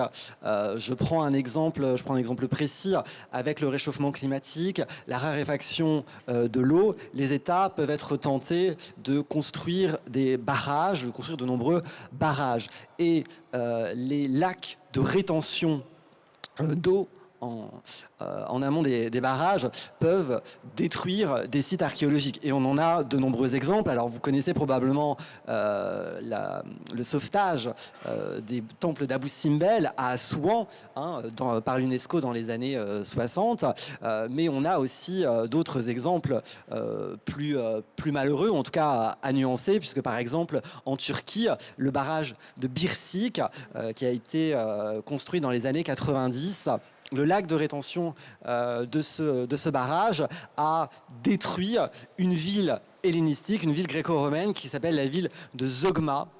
Alors, néanmoins, les archéologues ont eu le temps, ils ont eu quelques années pour fouiller cette ville entièrement. On y a découvert des choses absolument extraordinaires, on y a découvert des statues, on y a découvert des mosaïques, des choses absolument extraordinaires. Mais aujourd'hui, une partie de la ville, et notamment une partie de la ville qui n'a pas été fouillée, est sous les eaux, même si on a pu sauver des choses. Mais effectivement, on voit que le réchauffement climatique peut, peut-être de manière indirecte, entraîner des destructions de sites. Thibaut, excuse-moi. Thibaut, je crois que tu voulais intervenir aussi. Oui, alors je vais avoir le mauvais rôle encore une fois, me refaire l'avocat du diable. Mais ce qu'on a pu voir récemment, c'est que le réchauffement climatique a aussi eu un impact positif pour l'archéologie, notamment avec l'assèchement de certains lacs qui ont permis de faire ressortir de l'habitat qui avait été totalement, j'allais dire enseveli, mais en tout cas inondé sous le lac. Et de la même manière, la sécheresse et l'aridité, notamment au Proche-Orient, au Moyen-Orient, je dirais plutôt aujourd'hui, a permis également l'apparition de plusieurs structures de terre crue qui n'auraient pas été visibles autrement. Voilà. Dans les glaciers aussi, c'est vrai. Il n'y a pas que la descente des eaux, mais c'est vrai que la fonte des glaces aussi, malheureusement, qui est malheureux d'un point de vue naturel, d'un point de vue archéologique, c'est vrai que ça peut être aussi positif en faisant des découvertes de momies, par exemple, des tissus, dans un autre contexte. Et le phénomène de retrait-gonflement de l'argile, qui est très présent par exemple dans le sud-ouest de la France, dans lequel je vis, est-ce que ça peut contribuer à déstabiliser par exemple des ruines qu'on n'aurait pas encore découvertes? Est-ce que ça peut peut-être les fragiliser? Oui, effectivement, tous les mouvements de sol peuvent détruire des sites qui n'ont pas encore été découverts. Ça dégrade en fait les conditions de conservation de ces monuments, de ces restes, de ces vestiges. Et est-ce que l'archéologie nous aide aussi à comprendre les phénomènes climatiques passés, les fameuses périodes de refroidissement, réchauffement de l'époque médiévale, antique, etc. Peut-être. L'archéologie, de manière générale, ça nous aide beaucoup à comprendre des réponses qui ont été trouvées à certains phénomènes. Là, je n'ai pas d'exemple qui me vient par rapport à des problèmes dus au changement climatique, mais par exemple à des catastrophes naturelles. Oui, il y a des solutions qui ont été apportées. Je vois par exemple dans les cultures préhispaniques, ils ont trouvé beaucoup de solutions d'un point de vue architectural pour pallier au problème des séismes, des secousses. On voit que la plupart des bâtiments, d'ailleurs préhispaniques, sont encore debout, alors que les bâtiments contemporains, la plupart se détruisent. Et justement, de pouvoir comprendre quelles solutions ils ont trouvées, après pouvoir essayer de les adapter d'un point de vue contemporain, là-dessus, l'archéologie, elle est très utile. Il y a aussi des disciplines sœurs, je dirais, que vous utilisez, la dendrochronologie, l'analyse des pollens. En quoi est-ce que ça peut nous renseigner, ça, sur les changements climatiques passés ? En fait, ça donne des indications sur la faune et sur la flore de l'époque. Effectivement, on utilise, vous l'avez dit, l'étude des pollens, ce qu'on appelle la palynologie. La malacologie, c'est l'étude des mollusques. Ce qu'on appelle l'archéozoologie, l'étude de la faune. Tout ça permet de mettre en évidence ce que je disais, en fait, simplement la faune et la flore de l'époque, essayer de comprendre le milieu dans lequel les hommes ont pu évoluer et donc, par conséquent, la manière dont ils ont pu s'adapter aux conditions climatiques de l'époque, effectivement. Et la dendrochronologie, je crois que tu la travailles particulièrement. Je n'ai pas expliqué ce que c'était. Est-ce que tu peux nous en dire 2 mots ? La dendrochronologie, du coup, c'est une science qui permet de dater, par exemple, des contextes où, par exemple, dans mon cas, donc les personnes dans le Nord étaient enterrées dans des cercueils de chêne. Et en étudiant donc les cercles, tous les anneaux qui sont dans la coupe. En fait, c'est ça, on étudie les cernes. C'est ça, voilà. Et ça, du coup, ça permet de donner à l'année près la date où l'arbre a été abattu. Donc, oui, parce que c'est une cerne, 1 an. C'est ça. Et en fonction de l'écart entre les cernes, l'année a été plus humide ou plus sèche. Voilà, donc ça nous renseigne plus précisément. Et ça peut faire des datations assez précises. Enfin, du coup, dans les contextes d'innovation, c'est très utile. Pour rester dans une thématique un petit peu similaire à ce qu'on est en train de faire là, c'est la fête de la science. L'archéologie mobilise aussi des disciplines scientifiques, des outils scientifiques. Est-ce que vous pourriez peut-être nous en présenter ? Oui, il y en a plusieurs. David ? Oui, on utilise notamment des méthodes scientifiques pour retrouver la polychromie des sculptures antiques, parce que toutes les sculptures dans l'Antiquité étaient peintes. Alors aujourd'hui, elles sont toutes blanches. Il y a un véritable mythe de la graisse blanche, comme on dit. Mais toutes les statues dans l'Antiquité étaient peintes. D'ailleurs, une statue dans l'Antiquité qui n'était pas peinte, c'était une statue qui n'était pas terminée. Et donc aujourd'hui, on essaye de retrouver la polychromie des sculptures. Et donc pour ça, on fait appel à des analyses modernes, scientifiques, pour essayer de trouver des traces de pigments sur les sculptures et essayer de restituer la polychromie des sculptures dans l'Antiquité avec des couleurs qui sont parfois un peu criardes et un peu choquants pour nous qui sommes habitués à ce marbre blanc. Il y a une reconstitution qu'on peut trouver d'ailleurs assez facilement, je crois, d'une statue d'Octave Auguste dans son armure, on va dire, d'apparat. Et effectivement, ça m'arrive parfois de la montrer à mes élèves. Je leur montre la statue telle qu'on se l'imagine, telle qu'on se la représente, telle qu'on la voit aujourd'hui, et puis la tentative de reconstitution. Et souvent, ça les étonne, voire... Oui, effectivement, on est depuis la fin du 19e siècle habitué à ce marbre blanc, à ce mythe de la graisse blanche, mais qui est complètement faux, encore un préjugé à combattre. Oui, qui est un mythe d'ailleurs qui a été développé notamment par les artistes de la Renaissance, qui pour décrédibiliser l'art médiéval, qui était très chargé lui aussi en couleurs, la façade de Notre-Dame de Paris était elle aussi pleine de polychromie, et bien renvoyée à cette statuaire gréco-romaine que eux pensaient être blanche. Et donc c'est pour ça qu'à la Renaissance, eh bien, on a fait des statues blanches comme les statues grecques et romaines, sauf qu'en fait, pas du tout. Pas du tout. Le monde était déjà en couleur dans l'Antiquité. Et quels outils précis, scientifiques, permettent de reconstituer justement ces pigments ou ces couleurs, ou nous permettent de savoir à peu près quels étaient les pigments utilisés? Alors, en fait, on utilise des outils qui nous permettent d'analyser les pigments, en tout cas de reconnaître les pigments et donc de savoir leur composition, en tout cas les traces de pigments, parce que généralement, alors ça arrive qu'il y ait encore des traces de polychromie visibles à l'œil nu, mais généralement, on ne les voit pas à l'œil nu, donc on essaye d'analyser ces fragments de pigments pour savoir en fait de quoi ils sont composés et donc de quelle couleur ils sont, de quelle couleur les pigments étaient composés pour restituer ces... Mais souvent, en archéologie, Vas-y, Tara. c'est vrai c'est une discipline où on se mélange avec beaucoup d'autres domaines. On travaille beaucoup avec l'armée, avec la médecine, les sciences. On est souvent archéologue plus autre chose. Et donc c'est vrai que, il y a des médecins, par exemple, des chirurgiens qui après deviennent archéologues puisqu'après, ils s'amusent. Ils travaillent sur l'identification de certains personnages illustres et donc ils mélangent donc la médecine et l'archéologie. On peut travailler sur l'archéozoologie, on travaille sur les développements des corps. Il y a énormément de choses qui se recoupent avec l'archéologie et on peut piocher chez chaque discipline pour essayer de comprendre mieux l'histoire des civilisations anciennes. Et en parlant justement de complémentarité des disciplines, donc moi je suis historien de formation, pas du tout archéologue comme vous. L'archéologie est une discipline fondamentale, essentielle pour faire progresser la connaissance des sociétés passées. Est-ce que vous pourriez peut-être nous en dire un peu plus sur cet apport de l'archéologie à l'histoire ? Moi, j'aurais tendance à avoir une vision très moderniste, qui n'est pas beaucoup acceptée aujourd'hui, qui tend à considérer l'archéologie et l'histoire dans une seule et même discipline, que j'appellerais personnellement anthropologie, donc soit l'étude de l'homme.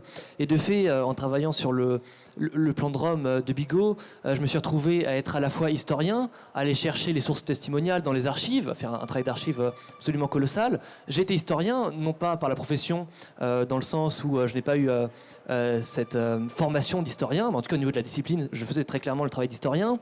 J'étais archéologue, je faisais le travail de terrain, d'essayer de voir les rapports de fouilles de Bigot notamment pour voir les conclusions qu'il a pu en tirer, mais également historien de l'art.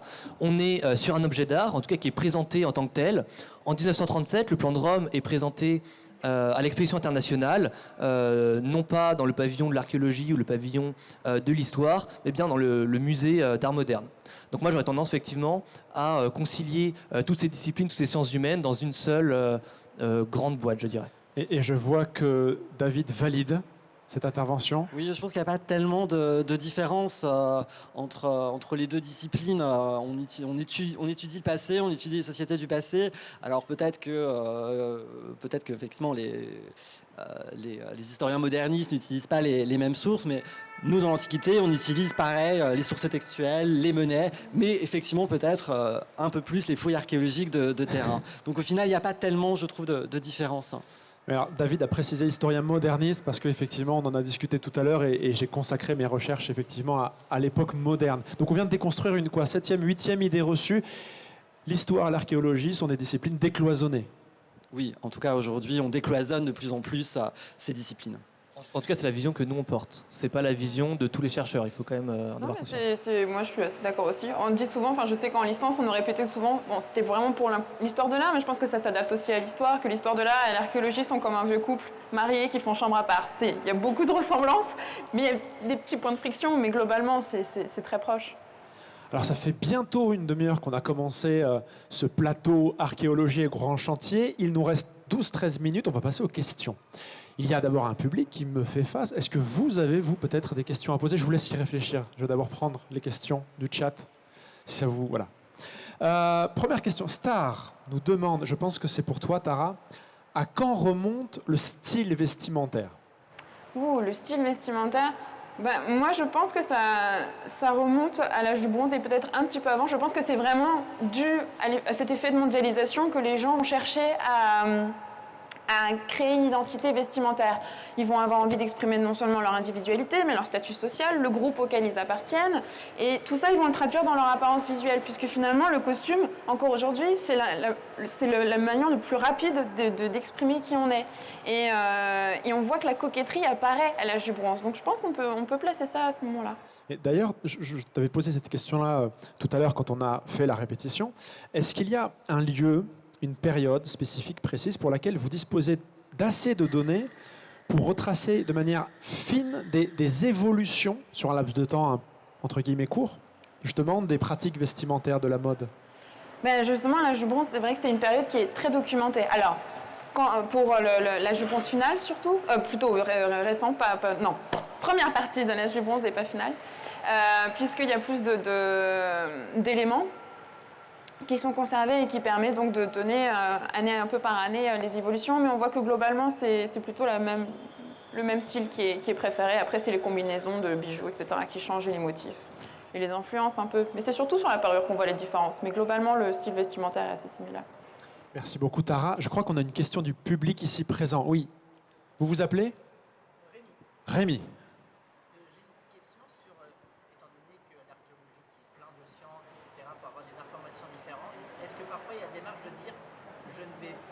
Cette partie-là, je vais la laisser telle quelle parce que je sais qu'il faut que la méthode arrive et se mette dedans. Donc, ah oui, oui, oui. Donc, je reformule un tout petit peu votre question. L'idée, c'est est-ce que quand on est face effectivement à des ruines, est-ce qu'on laisse en suspens l'analyse de tel ou tel pan du chantier dans l'attente qu'on développe des solutions techniques et scientifiques adéquates? C'est ça, votre question? Ouais. Ça, en textile, il y a eu plein d'exemples. Oui, c'est ce qui se c'est ce qui se fait effectivement. Le meilleur exemple, c'est Pompéi. On a volontairement laissé une grande partie de Pompéi non fouillée pour justement laisser les générations futures qui auront des techniques beaucoup plus performantes et notamment moins invasives, c'est-à-dire une possibilité potentielle de fouiller sans même détruire ce que l'on va fouiller. Donc c'est des enjeux que l'on considère bien aujourd'hui, de se dire qu'on ne va pas fouiller le site dans son entièreté pour laisser justement aux générations futures et aux nouvelles technologies la possibilité d'avoir plus de résultats et donc des conclusions meilleures, si je puis dire. Nous avons une deuxième question, merci Thibaut, une deuxième question du public ici présent. Bonjour, donc j'avais une question par rapport à la maquette dont vous avez parlé. Par rapport à la curie de Pompée, et comment a-t-on su que c'était ce bâtiment et pas celui qui était pointé par la maquette Un élément en particulier que je mentionne, je ne sais pas si tu en auras d'autres à rajouter après. Après l'assassinat de César, l'événement est perçu comme tellement tragique que l'on décide de murer la curie de Pompée. On ne peut plus y avoir accès, on construit véritablement un mur au niveau de la porte d'entrée. Et finalement, c'est ce qu'on a retrouvé dans les fouilles, et ce qui permet d'affirmer qu'il s'agit bien de la curie de Pompée. Je ne sais pas si c'était un autre élément. Alors, il y a quelques questions qui sont arrivées ici sur le live YouTube. Une question un peu plus historique. Mercury 5 nous demande comment les empereurs romains sont choisis. Est-ce qu'il y a un principe dynastique qui est instauré? Et je pense que par rapport à la période que tu étudies, on a beaucoup de choses à dire. Alors en vérité, ça dépend des périodes et ça dépend des possibilités de successeurs. C'est-à-dire que au départ, on a une véritable volonté que le successeur soit le fils ou le petit-fils de l'empereur. Mais c'est pas toujours possible parce que les enfants et les petits-enfants sont parfois morts avant l'empereur. Donc ça dépend. Donc soit on les choisit généralement dans la famille proche. Alors on va chercher les cousins, les petits-fils, et puis dans ma période, au IIIe siècle après Jésus-Christ, eh bien c'est l'armée qui choisit. Les empereurs. Généralement, c'est le général qui a assassiné l'empereur précédent qui prend sa suite. Et puis après, à partir du IVe siècle, on va parfois réussir, notamment avec Constantin et ses fils, à avoir une succession de père en fils, en tout cas sur une certaine période. Merci beaucoup David. Et là, je vais replonger dans le passé, puisqu'il y a quelqu'un dans le public qui va me poser une question et qui, il y a 6 mois encore, était un de mes élèves. Martin, quelle est ta question? Bonjour. Ma question, c'était tout à l'heure, vous parliez d'échange de ressources pour la mode. Est-ce qu'on constate aussi des échanges culturels? C'est-à-dire, est-ce qu'ils empruntaient, par exemple, des vêtements, mais pas parce qu'ils en avaient besoin, juste parce qu'ils en avaient envie? Oui, on a des... Encore une fois, c'est plutôt sur les bijoux finalement. On a par exemple des femmes du Nord qui portent des créoles, des anneaux d'oreilles, et c'est une chose qu'on voit pas du tout dans le Nord. Donc on pense que c'est une femme qui venait plus de l'Europe centrale par exemple et qui aurait amené cet élément au Danemark, peut-être juste par une question de goût et envie de ça me plaît, donc j'ai envie de le porter. On n'a pas, enfin voilà, c'est des petits éléments comme ça, mais oui, ça montre que les idées circulent et que les tendances un peu s'échangent. Après, c'est marrant, mais le Nord et le Sud, autant c'est deux esthétiques très différentes, mais Europe centrale et Italie du Nord, on voit que tout se mélange un peu, chacun essaie de reprendre un peu certaines tendances à son goût et il le fait à sa sauce, quoi. Donc ouais, c'est assez rigolo. Bruno Le Maire, je pense que ce n'est pas l'original, j'imagine, mais s'il nous regarde, on salue. Et les enseignants ont besoin de rallonge budgétaire. Bruno Le Maire demande donc « Comment faites-vous pour vérifier la véracité des récits antiques ?» J'imagine ce qu'il demande là, c'est en quoi l'archéologie, justement, est essentielle pour croiser les sources et pour produire un récit historique valable. Je dirais qu'en fait, ça permet de multiplier en fait les sources, des choses qu'on ne connaît effectivement que par la littérature ou par des représentations monétaires. Avec l'archéologie, ça permet d'avoir un élément supplémentaire qui vient corroborer une idée ou étayer une idée. Donc ça vient vraiment en complément. Après, pour répondre aussi quand même à Bruno, qui nous regarde, donc, les récits antiques, justement, les antiquisants, les historiens de la période antique disposent de très peu de sources, travaillent souvent sur les mêmes sources écrites, puisque là, ici, il nous parle de récits. Et en fait, on a des multiples interprétations possibles et variées des récits. Mais je pense qu'à mon avis, le sens de sa question, c'est aussi en termes d'analyse de l'authenticité. Est-ce qu'on peut savoir qu'un récit date bien de la période dont on le date généralement? Et est-ce que là, l'archéologie peut peut-être nous apporter des éléments de réponse? Il y a un exemple qui est très éloquent, je pense, qui concerne l'Iliade et l'Odyssée, donc le texte d'Homère, où on a retrouvé effectivement beaucoup d'objets décrits par Homère. Je pense notamment au casque en dents de sanglier, une coupe qui est utilisée par Nestor. Sont des objets qu'on a retrouvés archéologiquement. On a retrouvé exactement les objets qui correspondent à la description qui est faite par Homère. Donc de ce point de vue-là, on arrive effectivement à concilier le texte et les objets que l'on retrouve sur le terrain. Pour autant, ce qu'on remarque, c'est que ces objets que je viens de mentionner ne datent pas du tout de la même période. Autrement dit, s'ils ont une vérité archéologique, la vérité dans le récit, on considère et on comprend bien que c'est le mélange de beaucoup de récits oraux qui ont été mis à l'écrit par la suite.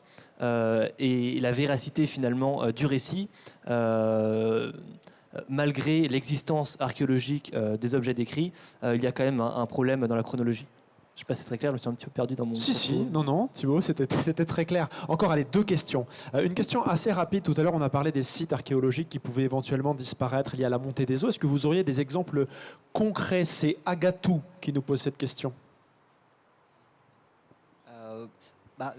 Je reprends effectivement l'exemple que j'avais pris tout à l'heure sur effectivement la destruction de la ville de Zogma en Turquie, dans le sud de la Turquie, qui est aujourd'hui en partie engloutie par le barrage de Birsik, même si on a réussi à avoir quelques années de fouilles pour en retirer des objets. En Europe, en France, pas forcément spécifiquement de sites notables, connus, qu'on pourrait comme ça citer. Non, peut-être pas, s'il n'y en a pas, c'est une bonne nouvelle. Il y en a beaucoup, mais il s'agit plus régulièrement de sites modernes. Je pense par exemple c'est au barrage de Bord-les-Orgues dans le Cantal qui a enseveli, qui a noyé en tout cas totalement une ville moderne. Sinon, on a également retrouvé à Charavigne, avec le lac de Paladru, qui a été fouillé, un site que l'on a appelé le site des Chevaliers de l'An 1000. C'est un ensemble de quelques habitations entourées d'une palissade en bois, qui avait donc totalement disparu à cause de la montée des eaux et qui permet notamment une conservation extraordinaire du mobilier, que ce soit du mobilier en bois ou également des peaux de bêtes, notamment du cuir qui est retrouvé en parfait état de conservation. Merci beaucoup Thibaut. On va passer à la toute dernière question qui va faire une transition parfaite avec le prochain plateau. Et c'est Chachou. vraiment des pseudonymes originaux hein, ce soir. Chachou qui nous demande quel est le lien concret entre la chimie qui est la spécialité de Monsieur Le Chat qui animera le prochain plateau, et l'archéologie. Le lien? Oui. Comment est-ce que vous utilisez la chimie en archéologie? Ça dépend. Il y a la polychromie, je pense qu'ils en utilisent un peu. Effectivement, pour reconnaître les pigments et la composition des pigments, il faut être calé en chimie, oui, tout à fait. On pourrait comme ça, excusez-moi, imaginer voilà, que vous utilisez, vous aussi, vous manipulez des produits chimiques avec des petites pipettes et que vous venez déposer une goutte sur tel ou tel matériau. Ça existe? Ah oui, ça oui. Oui, notamment effectivement pour nettoyer les œuvres ou pour essayer de les conserver, effectivement, dans des soucis de conservation. Quel produit? Alors ça, il faut demander à des restaurateurs précisément. Mais c'est pas forcément...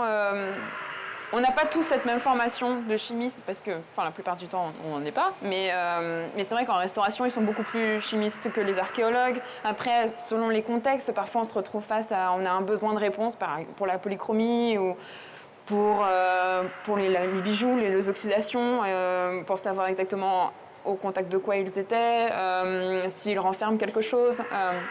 Donc là, il y a besoin d'une manipulation chimique, mais c'est vraiment au cas par cas, donc ça dépend de chaque cas. Mais c'est très souvent que les laboratoires en chimie travaillent avec les archéologues. C'est d'ailleurs pour ça que Jussieu et Sorbonne s'entendent aussi bien, je pense, parce que c'est vraiment un partage de connaissances et on fait souvent appel l'un avec l'autre. Merci beaucoup Tara, merci beaucoup Thibaut, merci beaucoup David. C'est la fin de ce plateau spécial archéologie et grand chantier. Et je vais maintenant laisser la parole à Monsieur Le Chat et ses intervenants qui vont nous parler de verre et de minéraux. Alors bonjour à tous, je me présente, je suis Monsieur Le Chat, professeur de physique-chimie et créateur de vidéos sur Internet. Je vais animer la 3e partie de ce live sur la partie verre et minéraux. Donc juste après mes compères Virginie Hilson et Yann Toucourt. Comme vous le savez peut-être déjà, cette année c'est l'année de la minéralogie et l'année du verre, en 2022 donc. Ces thématiques sont donc à l'honneur pour la Fête de la Science chez Sorbonne Université, aujourd'hui et ce soir. Je suis accompagné de Paola Dura, qui est juste ici, enchantée, bonsoir. Et de 2 électrochimistes, Laure Fillot et Thomas Petenzi. Bonsoir. Bonsoir. Bonsoir. Donc dans un premier temps, nous allons parler de la minéralogie avec Paola Dura, et dans un second temps, sur ce live, nous parlerons de l'électrochimie liée au verre. Alors, bonsoir Paola. Bonsoir à toutes et tous. Alors vous êtes physicienne, enseignante-chercheuse et directrice de la collection des minéraux qui est juste à côté. Est-ce que vous pouvez vous présenter davantage ? Oui, donc je suis une enseignante-chercheuse ici à Sorbonne Université, maîtresse de conférences. Donc ma discipline est la physique, effectivement. Mon sujet de recherche est la science des matériaux. Et à l'occurrence, donc le laboratoire auquel j'appartiens, l'Institut de minéralogie, de physique des matériaux et de cosmochimie, est aussi le laboratoire qui s'occupe de façon historique de la collection des minéraux de la Sorbonne. Et donc, depuis très peu de temps, j'ai pris la direction de cette collection, qui est une collection magnifique et qui me permet, d'un point de vue purement pédagogique, d'aborder énormément de sujets qui sont liés à la physique, même pas que. Et donc, j'y amène régulièrement les étudiants de L1, L2, L3, M1, M2, et puis des autres UFR aussi, pas que de l'UFR des physiques. Peut-être bientôt des collégiens aussi ? Des collégiens, enfin on accueille aussi des écoles, bien évidemment, parce que ce qui est intéressant à la collection de minéraux, c'est qu'on a des objets, donc des minéraux, vous en voyez quelques exemples là sur l'écran, qui permettent justement d'aborder des sujets compliqués, mais qui peuvent être simplifiés avec une action de médiation, de vulgarisation scientifique. Et en même temps, ils sont des objets vraiment extrêmement beaux. Et donc, ça suscite de la curiosité, l'envie d'aller un peu plus loin. Et donc, moi, personnellement, j'exploite cette beauté pour faire passer un peu mieux certains sujets qui peuvent être un peu plus indigestes. Et Très voilà. bien. Donc le sujet du jour, ce sont les spectaculaires formes géométriques des minéraux aux cristaux que l'on peut voir justement sur l'écran. Alors, sur le spot précédent. Justement, est-ce que vous pouvez nous dire de manière concrète et concise quel est le lien physique avec ces minéraux qui sont présents naturellement dans la nature ?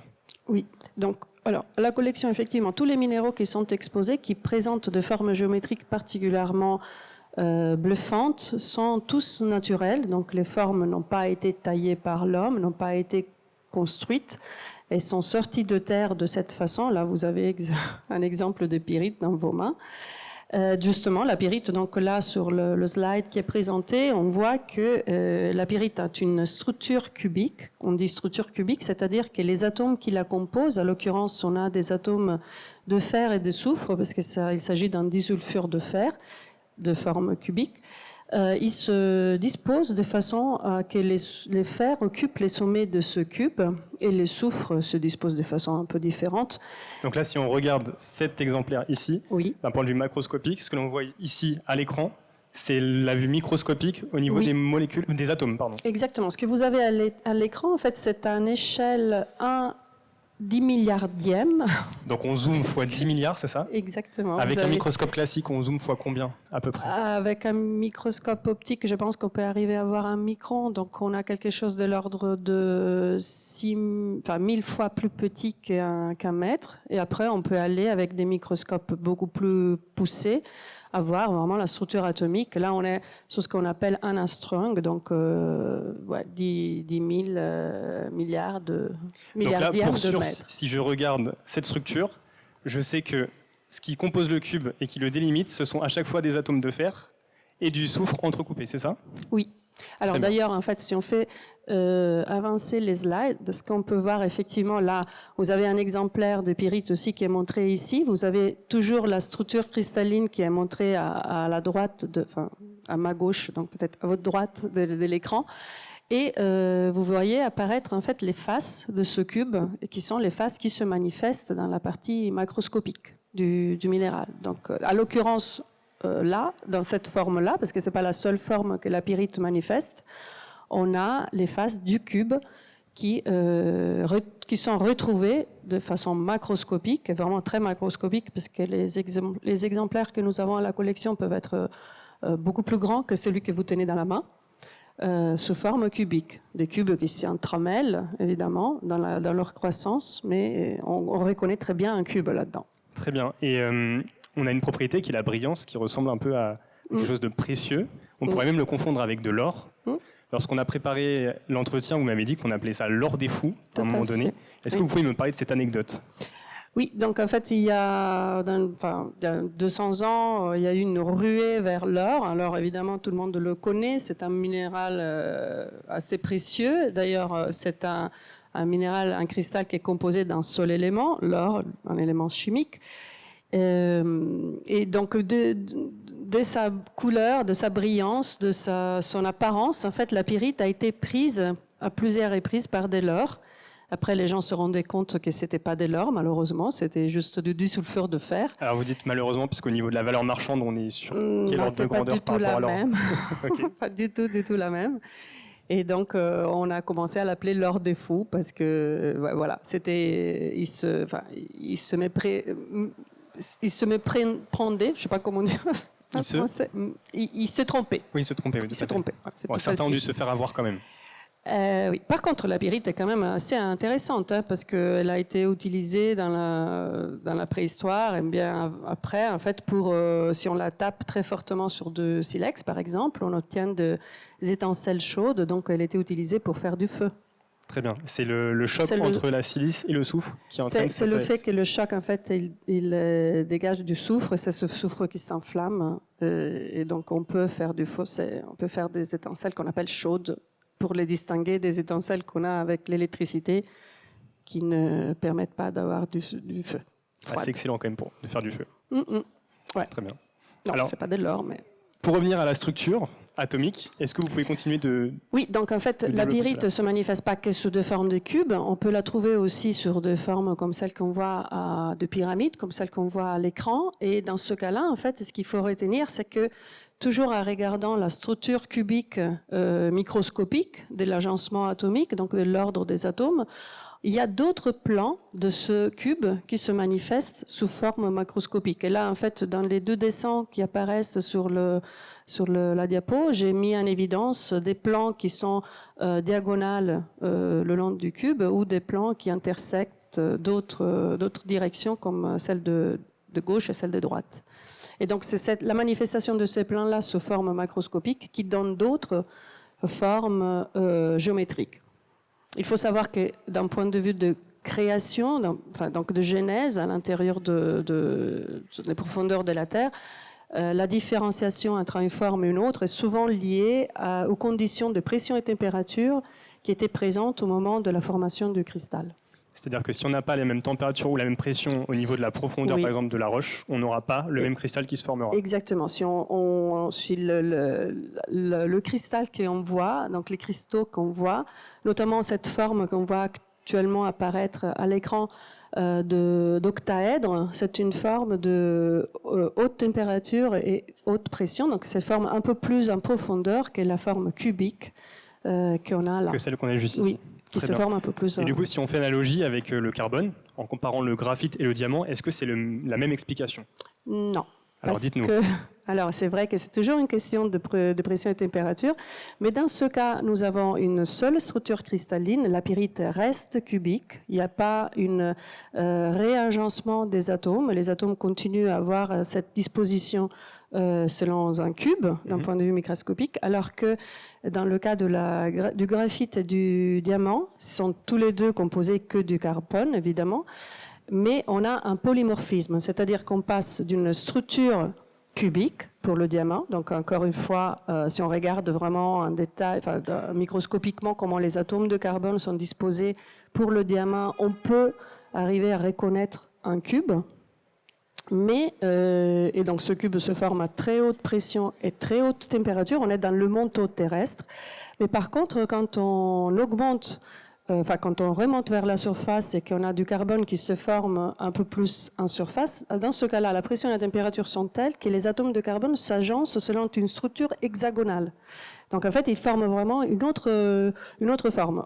Je n'ai pas le diamant slides. ici comme exemple, mais le graphite est composé par des feuillets de carbone qui se disposent selon des anneaux hexagonaux.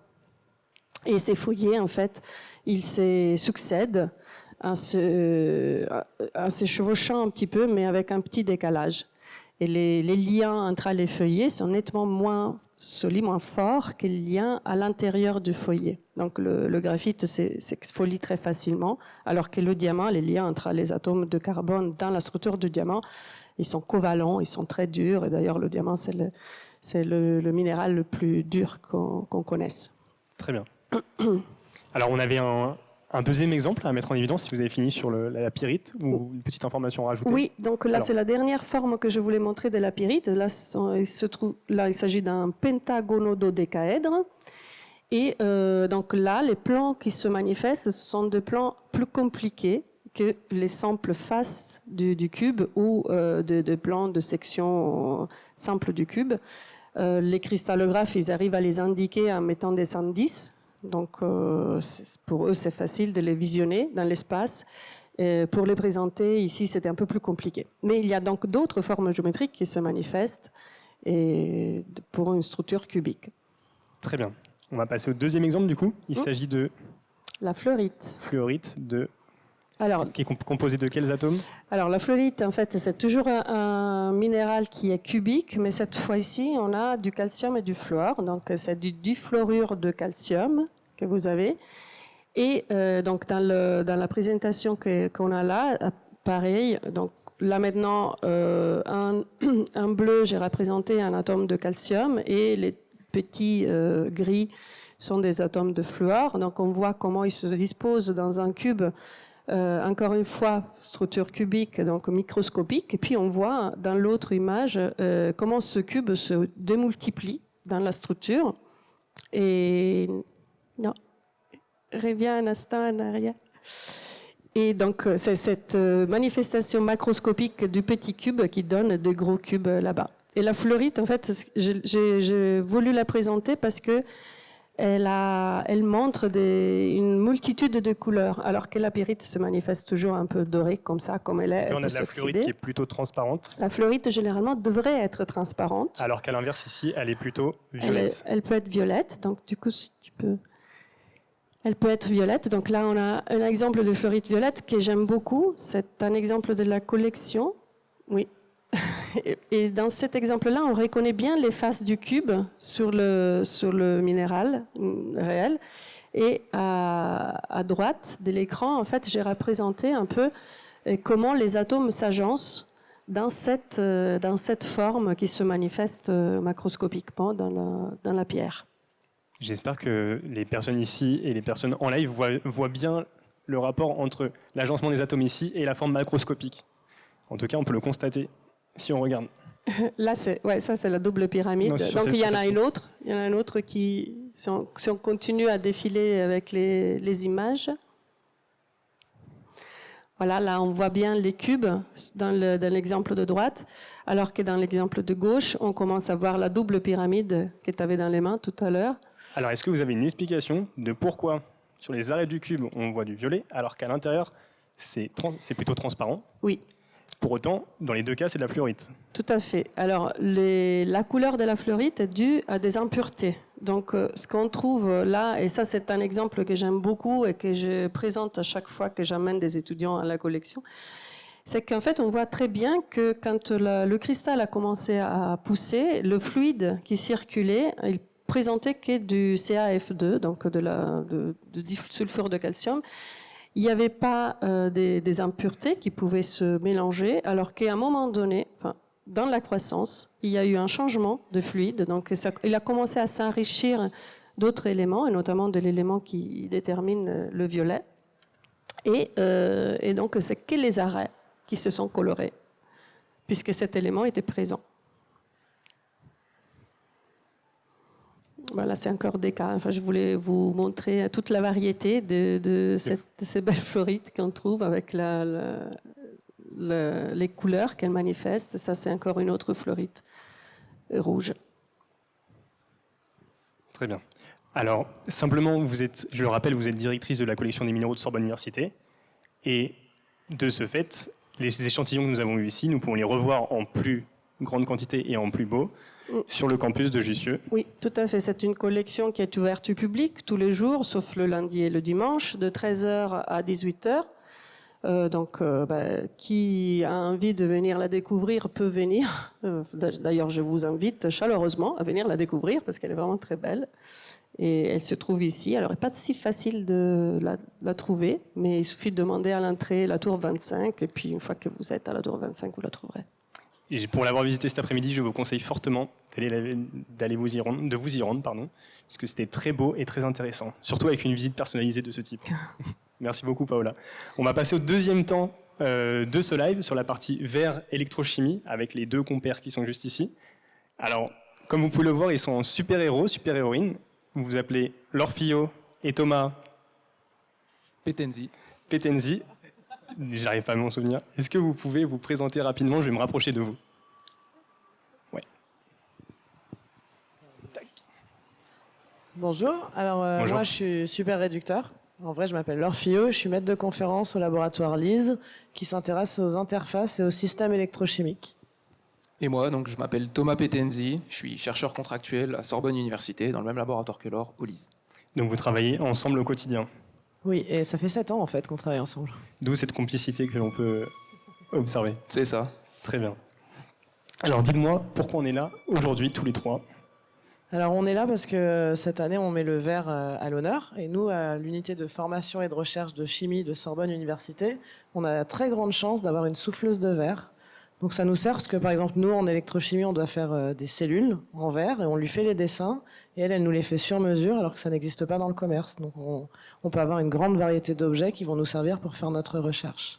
Très bien. Je crois qu'on a un truc à vous montrer. Par rapport à ça justement. Ouais.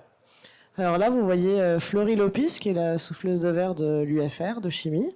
Elle est en train de chauffer du verre pour le rendre malléable et tout au bout elle tire un peu le verre pour le rendre plat. Et ensuite, ce qu'elle va faire, c'est qu'elle va souffler dans le tube que vous voyez pour faire une boule. Et comme nous, on fait de l'oxydoréduction, on avait envie de faire des boules de Noël métallisées, donc c'est ce qu'elle a fait. Et elle nous a fabriqué les boules de Noël que vous voyez ici. Donc ensuite, elle coupe le tube en verre dans lequel elle a soufflé et on se retrouve avec nos boules de Noël. Très bien. Donc vous avez la chance ici sur le campus d'avoir une souffleuse de verre pour justement tout ce qui est laboratoire sur Oui. l'université de Donc Pierre et c'est Marie Curie. l'UFR de chimie. Ok. Je pense qu'à l'UFR de physique, il y a aussi une souffleuse de verre, mais je ne sais pas comment elle s'appelle. Ouais, oui, LKB. Très bien.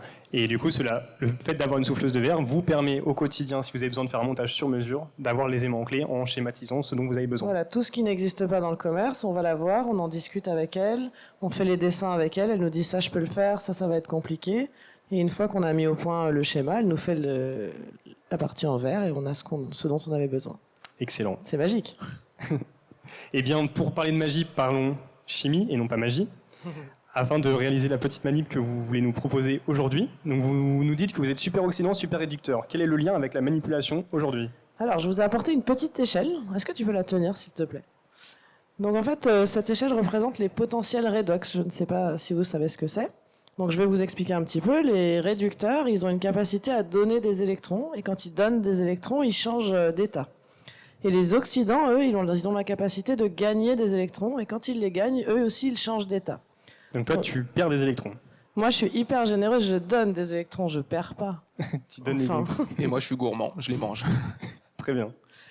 Et donc, du coup, l'idée générale, c'était de montrer aux enfants que dans la vie de tous les jours, il y a des réactions qu'on appelle redox, où les réducteurs donnent des électrons aux oxydants, et qu'on peut en faire des choses, donc par exemple des piles, des fenêtres intelligentes, on peut faire pas mal de choses. Ça peut faire fonctionner mon téléphone, par exemple? Oui. C'est assez pratique, ça. Ouais, c'est pas mal, hein.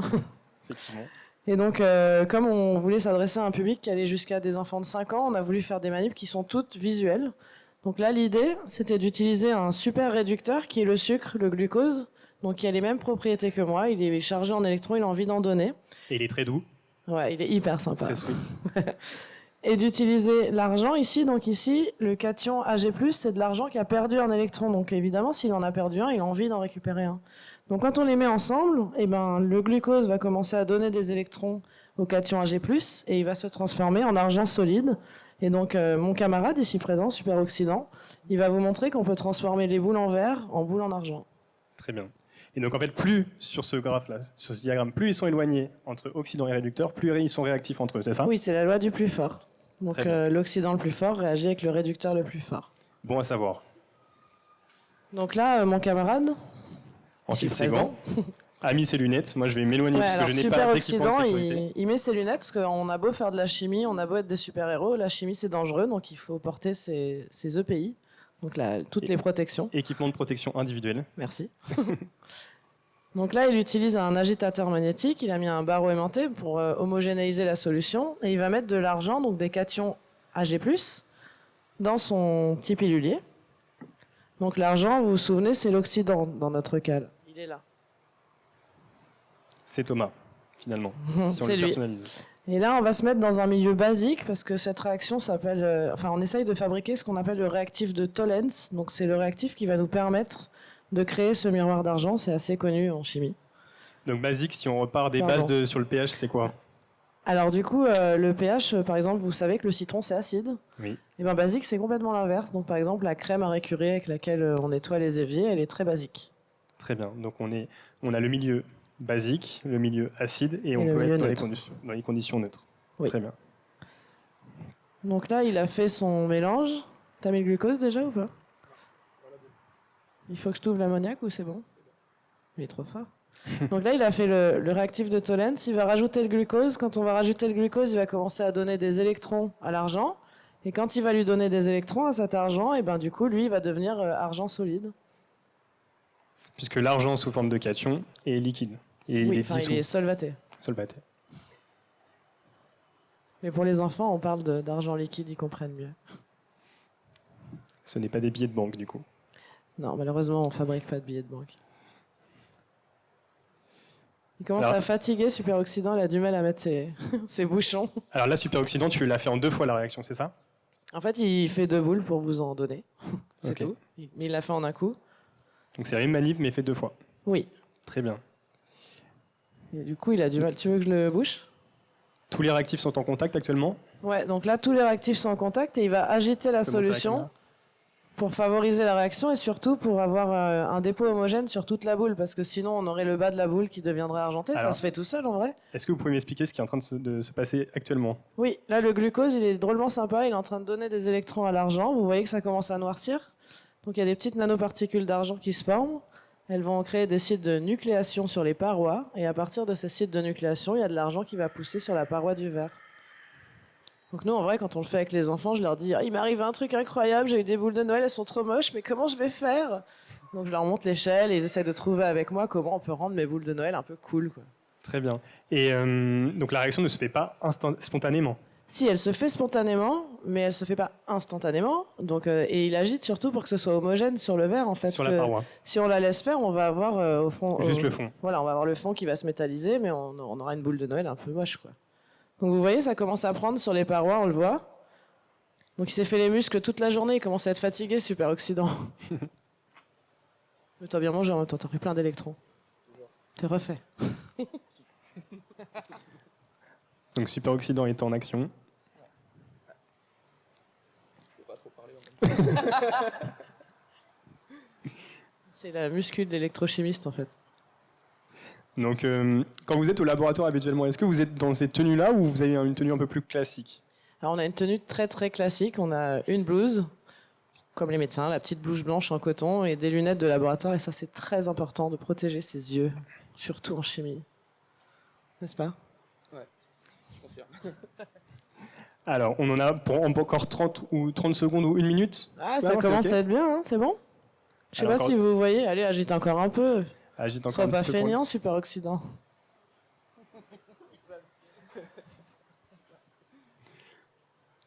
Donc là, on constate à la surface. Donc là, vous voyez, on voit comme un miroir, et donc ça s'appelle un miroir d'argent. Je sais pas si vous le voyez bien. Donc là, on a métallisé le verre, c'est ça le terme? Ouais, on a fait une couche très mince, mais qui permet de rendre le verre brillant comme un miroir. Est-ce que vous savez à peu près la quantité de verre qui s'est déposé en surface? Non. C'est Alors minime. là, il faudrait le faire sur une surface plane, c'est plus compliqué. Très bien. Mais on pourrait essayer. On mesurera pour l'année prochaine, c'est promis. Donc là, vous avez utilisé vos super pouvoirs pour métalliser ce Oui. verre. Très bien. Est-ce que vous avez quelque chose à rajouter sur ces manips? Bah non, ça va. Très bien. Alors, est-ce que vous allez pouvoir nous parler de vos recherches maintenant, c'est-à-dire vos sujets de recherche en tant qu'électrochimiste au quotidien? Alors au laboratoire, on fait de l'électrochimie, on aborde des domaines assez variés, donc qui vont de l'énergie, donc les piles, les batteries, les supercapaciteurs. Qu'est-ce qu'on fait d'autre? On fait du stockage de l'information, donc dans les téléphones, on stocke l'information en 0 ou en 1 sur des grains inorganiques. Nous, on essaye d'utiliser l'électrochimie pour déposer des molécules qui, elles, vont stocker l'information en je suis ouverte, je suis fermée, ou ça dépend des molécules qu'on dépose. Qu'est-ce qu'on fait d'autre? On fait des capteurs. On fait des revêtements pour éviter que, donc par exemple, on reçoit des hublots de l'Ifremer, on les rend conducteurs, parce que le verre n'est pas conducteur naturellement, donc on dépose du FTO dessus. Et ensuite, on utilise ces hublots pour électrolyser l'eau de mer, générer un peu d'eau de javel à proximité du hublot et éviter qu'il y ait des algues qui viennent se mettre sur les hublots. Donc ça, c'est pour les sous-marins, par exemple. Très bien, une application pour les sous-marins. Un peu comme de l'anti-fouling, mais... On fait de l'anti-fouling. Oui, c'est ça. Oui. Anti-fouling, si tu traduis en français? Anti-algues. Très bien. Alors, je vais poser des questions un peu plus générales sur le métier d'enseignant-chercheur. Je pense que tu as vocation à l'être. C'est ça. Vous l'êtes déjà? Il va l'être, oui. Tu l'es déjà. Paola, vous l'êtes déjà également. Petite question pour vous. Alors, je crois que tu n'as pas de micro. Est-ce que vous pouvez vous partager un micro? Alors, petite question pour le public qui nous regarde et pour les gens sur le live également. À quoi ressemble la journée type d'un maître de conférence? La Quel est journée votre type quotidien? d'un maître de conférence, ça ressemble à une journée très chargée. Hein. Grave. Clairement très chargée, parce qu'on n'arrête pas de jongler entre l'enseignement et la recherche. Et puis toutes les autres tâches qui nous... Est-ce que tu as vraiment une journée type? Moi, il n'y a pas un jour qui se ressemble dans ma vie. Pas du tout. C'est toujours très speed. Elles sont toutes différentes. Alors, quelles sont les aventures qui vous arrivent lorsque vous êtes maître de conférence au quotidien? Les tâches de base dans votre métier? Alors, on doit assurer nos enseignements. Donc, vous êtes enseignant et chercheur. Ouais. Au niveau de l'enseignement, c'est des étudiants de quel âge à peu près? Alors, on a des L1, donc des premières années, jusqu'à des Master 2. Donc, en moyenne, ils ont de 18 à 23 ans, on va dire. Oui. Mais il ne faut pas oublier qu'on a aussi des doctorants dans nos laboratoires. Eux aussi, on leur enseigne des choses et eux aussi, ils nous apprennent des choses d'ailleurs. Oui, en vrai. ça arrive. Non, c'est un échange, quoi. Enfin, c'est différent, Oui, c'est oui, pas la tout même à manière fait. d'enseigner. C'est de la sortie du bac à la sortie de la thèse de doctorat. Donc ça peut faire une Bac plus plage 8. de 10 ans, presque. Oui, 8 Si on prend en compte les postdocs, même. Ah, si on Ah prend- non, le ah oui. postdoc c'est après. Mais le mais postdoc, il est quand plus on est étudiant. un postdoc, on n'est plus étudiant, on ok, n'est plus en d'accord. formation, on est déjà des chercheurs. On est On musclé a comme plus lui. de temps parce que généralement on n'enseigne pas. Et ça, c'était une période géniale, le postdoc. Tu veux retourner en postdoc ou quoi? Non, pas du tout. Non, j'adore l'enseignement. Mais c'est vrai que c'est une période où on se concentre vraiment sur la recherche qu'on fait. Parce que d'ailleurs, c'est sur la recherche qu'on est jugé quand on veut chercher un emploi dans la recherche, comme dans la recherche et dans l'enseignement. En Donc même c'est temps, une si période. t'as pas enseigné en thèse, c'est compliqué de devenir maître de conf aussi. Oui. On te le reproche, quoi. Enfin, Oui, il n'y a pas on que te- la on recherche, te on le est reproche. globalement jugé sur la recherche. Donc mais ça, il faut le avoir faire un- en amont. Si on veut vraiment devenir enseignant-chercheur, il faut penser pendant sa thèse de doctorat à demander une mission d'enseignement pour pouvoir se former à l'enseignement supérieur, c'est-à-dire à l'enseignement universitaire. Parce qu'effectivement, sinon, pendant le concours, après, ils peuvent reprocher le fait de ne jamais avoir enseigné, parce que se retrouver face aux étudiants, c'est pas une mince affaire. Quand on doit tenir un amphi et enseigner des concepts qui sont quand même relativement poussés, ce qui fait l'aspect génial aussi de notre métier, c'est qu'on est tout le temps en train d'étudier. Donc il faut vraiment bien aimer étudier, parce qu'on doit répéter, réviser, revoir des concepts qu'on a vus. Ce qui est dingue aussi, c'est et que réapprendre à chaque fois. d'une promo à une autre ou d'un étudiant à un autre, il faut aussi que tu réinventes la manière d'expliquer. Tu es tout le temps en train de chercher des images, et ça fait appel à la créativité. Et moi, je trouve ça, j'adore. Oui, on est très créatif malgré tout. Et Il à faut côté de pas, ça, vous devez aussi être créatif lorsque vous êtes dans vos labos, Ah sur ben, vos la recherches. recherche, c'est qu'on puisque, cherche. il faut trouver des matières innovantes Il faut trouver des pour matières innovantes, avancer. il faut trouver des méthodes pour les trouver. Il faut chercher. En fait, on cherche beaucoup. D'ailleurs, enfin, on ne trouve pas tout le temps, mais on cherche tout le temps. Elle est connue cette phrase. Mais je crois qu'on est naturellement curieux en fait au départ. Genre, on devait être des enfants, on voulait toujours tout comprendre. Du coup, il y a un moment, on s'est dit, il va falloir trouver un métier qui satisfait ça. Et justement, par rapport à ça, on en discutait tout à l'heure avec Thomas. Qu'est-ce qui a fait que vous vous êtes orienté vers un métier scientifique et justement sur le fait que vous passez beaucoup de temps au laboratoire sur vos sujets de recherche? Alors moi, à la base, je me suis voué à faire de la chimie depuis que je suis au collège. Quand j'ai vu la physique-chimie, que j'ai commencé à faire de la chimie, à mélanger un produit avec un autre, ça en faisait un nouveau. On ne savait pas trop ce que c'était. Puis essayer de comprendre pourquoi cette réaction se fait, quel est le matériau que j'ai obtenu, etc. Puis ça m'a suivi au lycée et en licence de chimie, puis en master, et on voit des concepts qui sont de plus en plus complexes. Et finalement, on continue d'éveiller cette curiosité au quotidien avec les recherches et avec ce qu'on trouve, quand on trouve. Très bien, merci. Actuellement, Paola, à la collection des minéraux de la Sorbonne, il y a une thématique. Il y a une thématique d'exposition qui est sur les femmes et les minéraux. Femmes dans les minéraux. Oui. Par rapport à ça, j'avais une question justement pour vous deux, en tant que femmes et scientifiques. On a tendance à constater qu'il y a de moins en moins de filles qui s'orientent vers les études scientifiques. Comment on pourrait s'y prendre pour davantage encourager les filles vers ces études? Je peux commencer. Enfin, je pense qu'on a toutes les deux le même ressenti. Alors, il faut commencer très très tôt. Il faut commencer vraiment depuis la toute petite section à essayer de ne pas discriminer les matières scientifiques à destination des garçons et les matières artistiques, humanistes à destination des filles, parce qu'il n'y a pas aucune loi génétique qui dit que ce soit comme ça. Il y a une curiosité qui se développe avec ce qu'on donne à manger aux enfants, enfin manger dans le sens intellectuel, je veux dire, pas dans le sens nourriture. Donc, il faut vraiment alimenter la curiosité dans toutes les directions. Et c'est un biais très fort culturel, moi je trouve, qu'on constate, on constate quand on rentre dans les magasins de jouets, par exemple. C'est un exemple que je fais assez souvent quand j'interviens dans les écoles. Parce que rien qu'en rentrant dans un magasin de jouets, on voit bien que tout ce qui est technologique a des images qui s'adressent plutôt à des garçons. On voit des garçons sur les paquets, et ça conditionne. Il n'y a rien à faire. Et donc en fait, il faut simplement stimuler la curiosité de tout public sans aucune différenciation de genre, depuis tout petit, tout petit. Et moi d'ailleurs, je voudrais faire de la pub pour une petite fille qui a 10 ans, qui s'appelle Ella, et elle tourne un podcast avec sa maman, donc qui s'appelle Ella, 10 ans, féministe et engagée, et elle va rencontrer des femmes qui font des métiers d'hommes, elle les interviewe, et donc elle rend des podcasts très régulièrement pour encourager les autres petites filles à aller vers les métiers qui leur plaisent, et pas parce que ce sont des filles ou des garçons. Ouais, tout à fait. Très bien. Donc un podcast, allez consulter. Et là, elle est trop cool. dès ce soir. Bientôt. Très bien. Ça fait plus d'une demi-heure qu'on est ensemble en train de discuter. On va passer aux questions du public et aux questions du Le temps live. passe vite avec le chat. Est-ce que des gens dans le public ici présent ont des questions à poser à nos chercheurs? Oui, bonjour monsieur, on vous écoute. Attendez, il y a le micro qui arrive. Merci. Bonjour.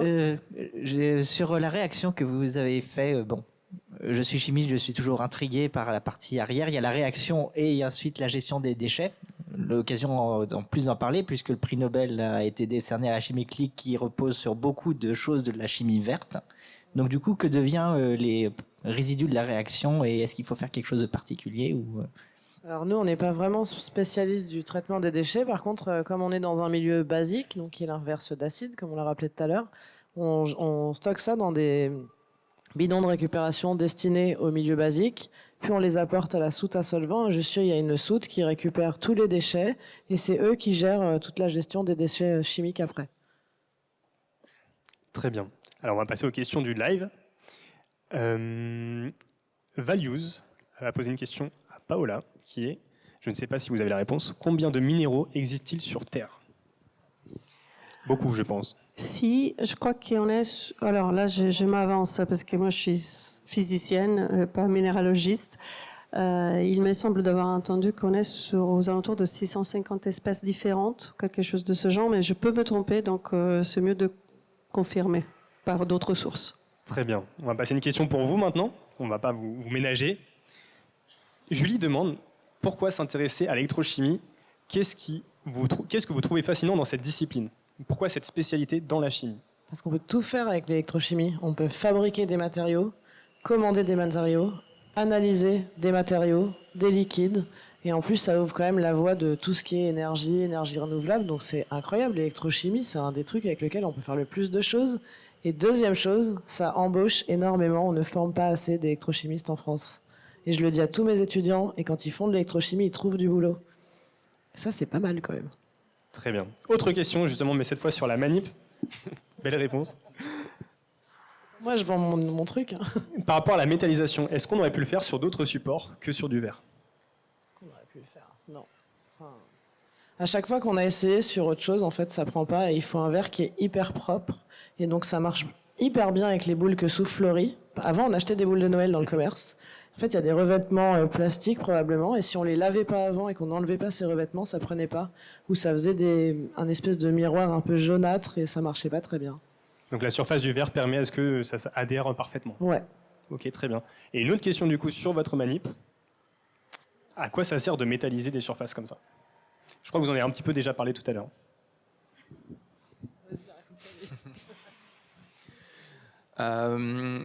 Par exemple, des miroirs. Et une des applications que je connais et que tout le monde connaît, c'est, vous avez déjà vu sur vos robinets, il y a des petites parties en plastique qui ont été métallisées. Du coup, ça permet d'avoir une robinetterie qui est homogène en termes de couleur également. Donc on peut, qui coûte moins cher aussi, n'utiliser qu'une partie métallique. Donc on a juste le revêtement qui a été déposé dessus. Et voilà. Et dans le genre, il y a tout ce qui est électroplaquage. Tous les bijoux qui sont plaqués or, plaqués argent, en fait, ça permet, au lieu d'avoir un matériau bulk qui coûte cher, d'utiliser un matériau noble, mais en couche mince, et de donner ses propriétés de brillance, etc. Mais en même temps, ça coûte moins cher, quoi. Effectivement, très bien. Alors Paola avait une question pour vous. Le Oui, micro est là. en fait, justement, pour faire des miroirs actuellement, au jour d'aujourd'hui, on utilise quels métaux? Alors si je dis pas de bêtises, il me semble que maintenant c'est l'aluminium, qu'à la base on faisait ça en argent parce qu'il y a très longtemps ça coûtait moins cher que l'alu. Et que maintenant on fait ça en aluminium. Et c'est le même principe? C'est le même procédé? Alors je suis pas du tout une experte des nouveaux miroirs, je suis désolée. On va faire avec. Moi j'avais une question pour Paola. d'ailleurs. Allez-y. Le matériau que tu nous as montré tout à l'heure, l'or des fous. La Est-ce qu'il y a pyrite, ouais, est-ce qu'il y a des gens qui ont essayé d'en faire des bijoux? Parce que j'imagine que c'est du fer et du soufre, ça coûte moins cher, ça a les mêmes propriétés. Il est manufacturé, oui, ils en font des bijoux. Par contre, il s'oxyde, hein, à différence de l'or. Et il n'est pas parfaitement stable. Enfin, il peut changer un peu son apparence, mais ils en font. Et tout à l'heure, tu m'as dit qu'aussi il y avait des réactions avec certaines bactéries à la surface. Ah si, parce qu'il y a des bactéries qui sont très gourmandes de soufre. Et donc, quand ils doivent interagir avec, et nous, on a un problème de dépôt, justement, à la collection, sur certains des minéraux qu'on a avec du sulfure de fer, que ce soit pyrite ou marcassite, c'est un polymorphe du sulfure de fer. On trouve ce dépôt un peu brunâtre, qui probablement c'est une colonie de bactéries mortes. En fait, j'ai pas encore eu le temps de l'analyser, mais je pense que c'est une des prochaines recherches à la collection qui sera faite. Très bien, on va s'arrêter là sur nos échanges. Merci beaucoup. Merci beaucoup Thomas. Merci à toi. Merci Laure. Merci Paola. Merci à vous. Et ce live va prendre fin, donc je tiens à remercier les différents intervenants qui se sont succédés sur ce plateau, les équipes de la Sorbonne Université qui nous ont accueillis, les équipes techniques qui sont derrière vous là actuellement. Le village des sciences Sorbonne Université sera ouvert demain, donc dimanche, de 12h à 18h sur le campus Marie Curie. Ce sera gratuit pour toutes et pour tous, comme aujourd'hui. Des activités sont prévues, des jeux, des ateliers, des visites. Et vous pouvez consulter le programme sur sorbonneuniversité.fr. Il y aura également un événement lundi qui sera un événement sur l'océan. Et mardi, un ciné-débat sur le plancton. N'hésitez pas à obtenir les différents renseignements sur sorbonneuniversité.fr. Merci à tous pour votre écoute.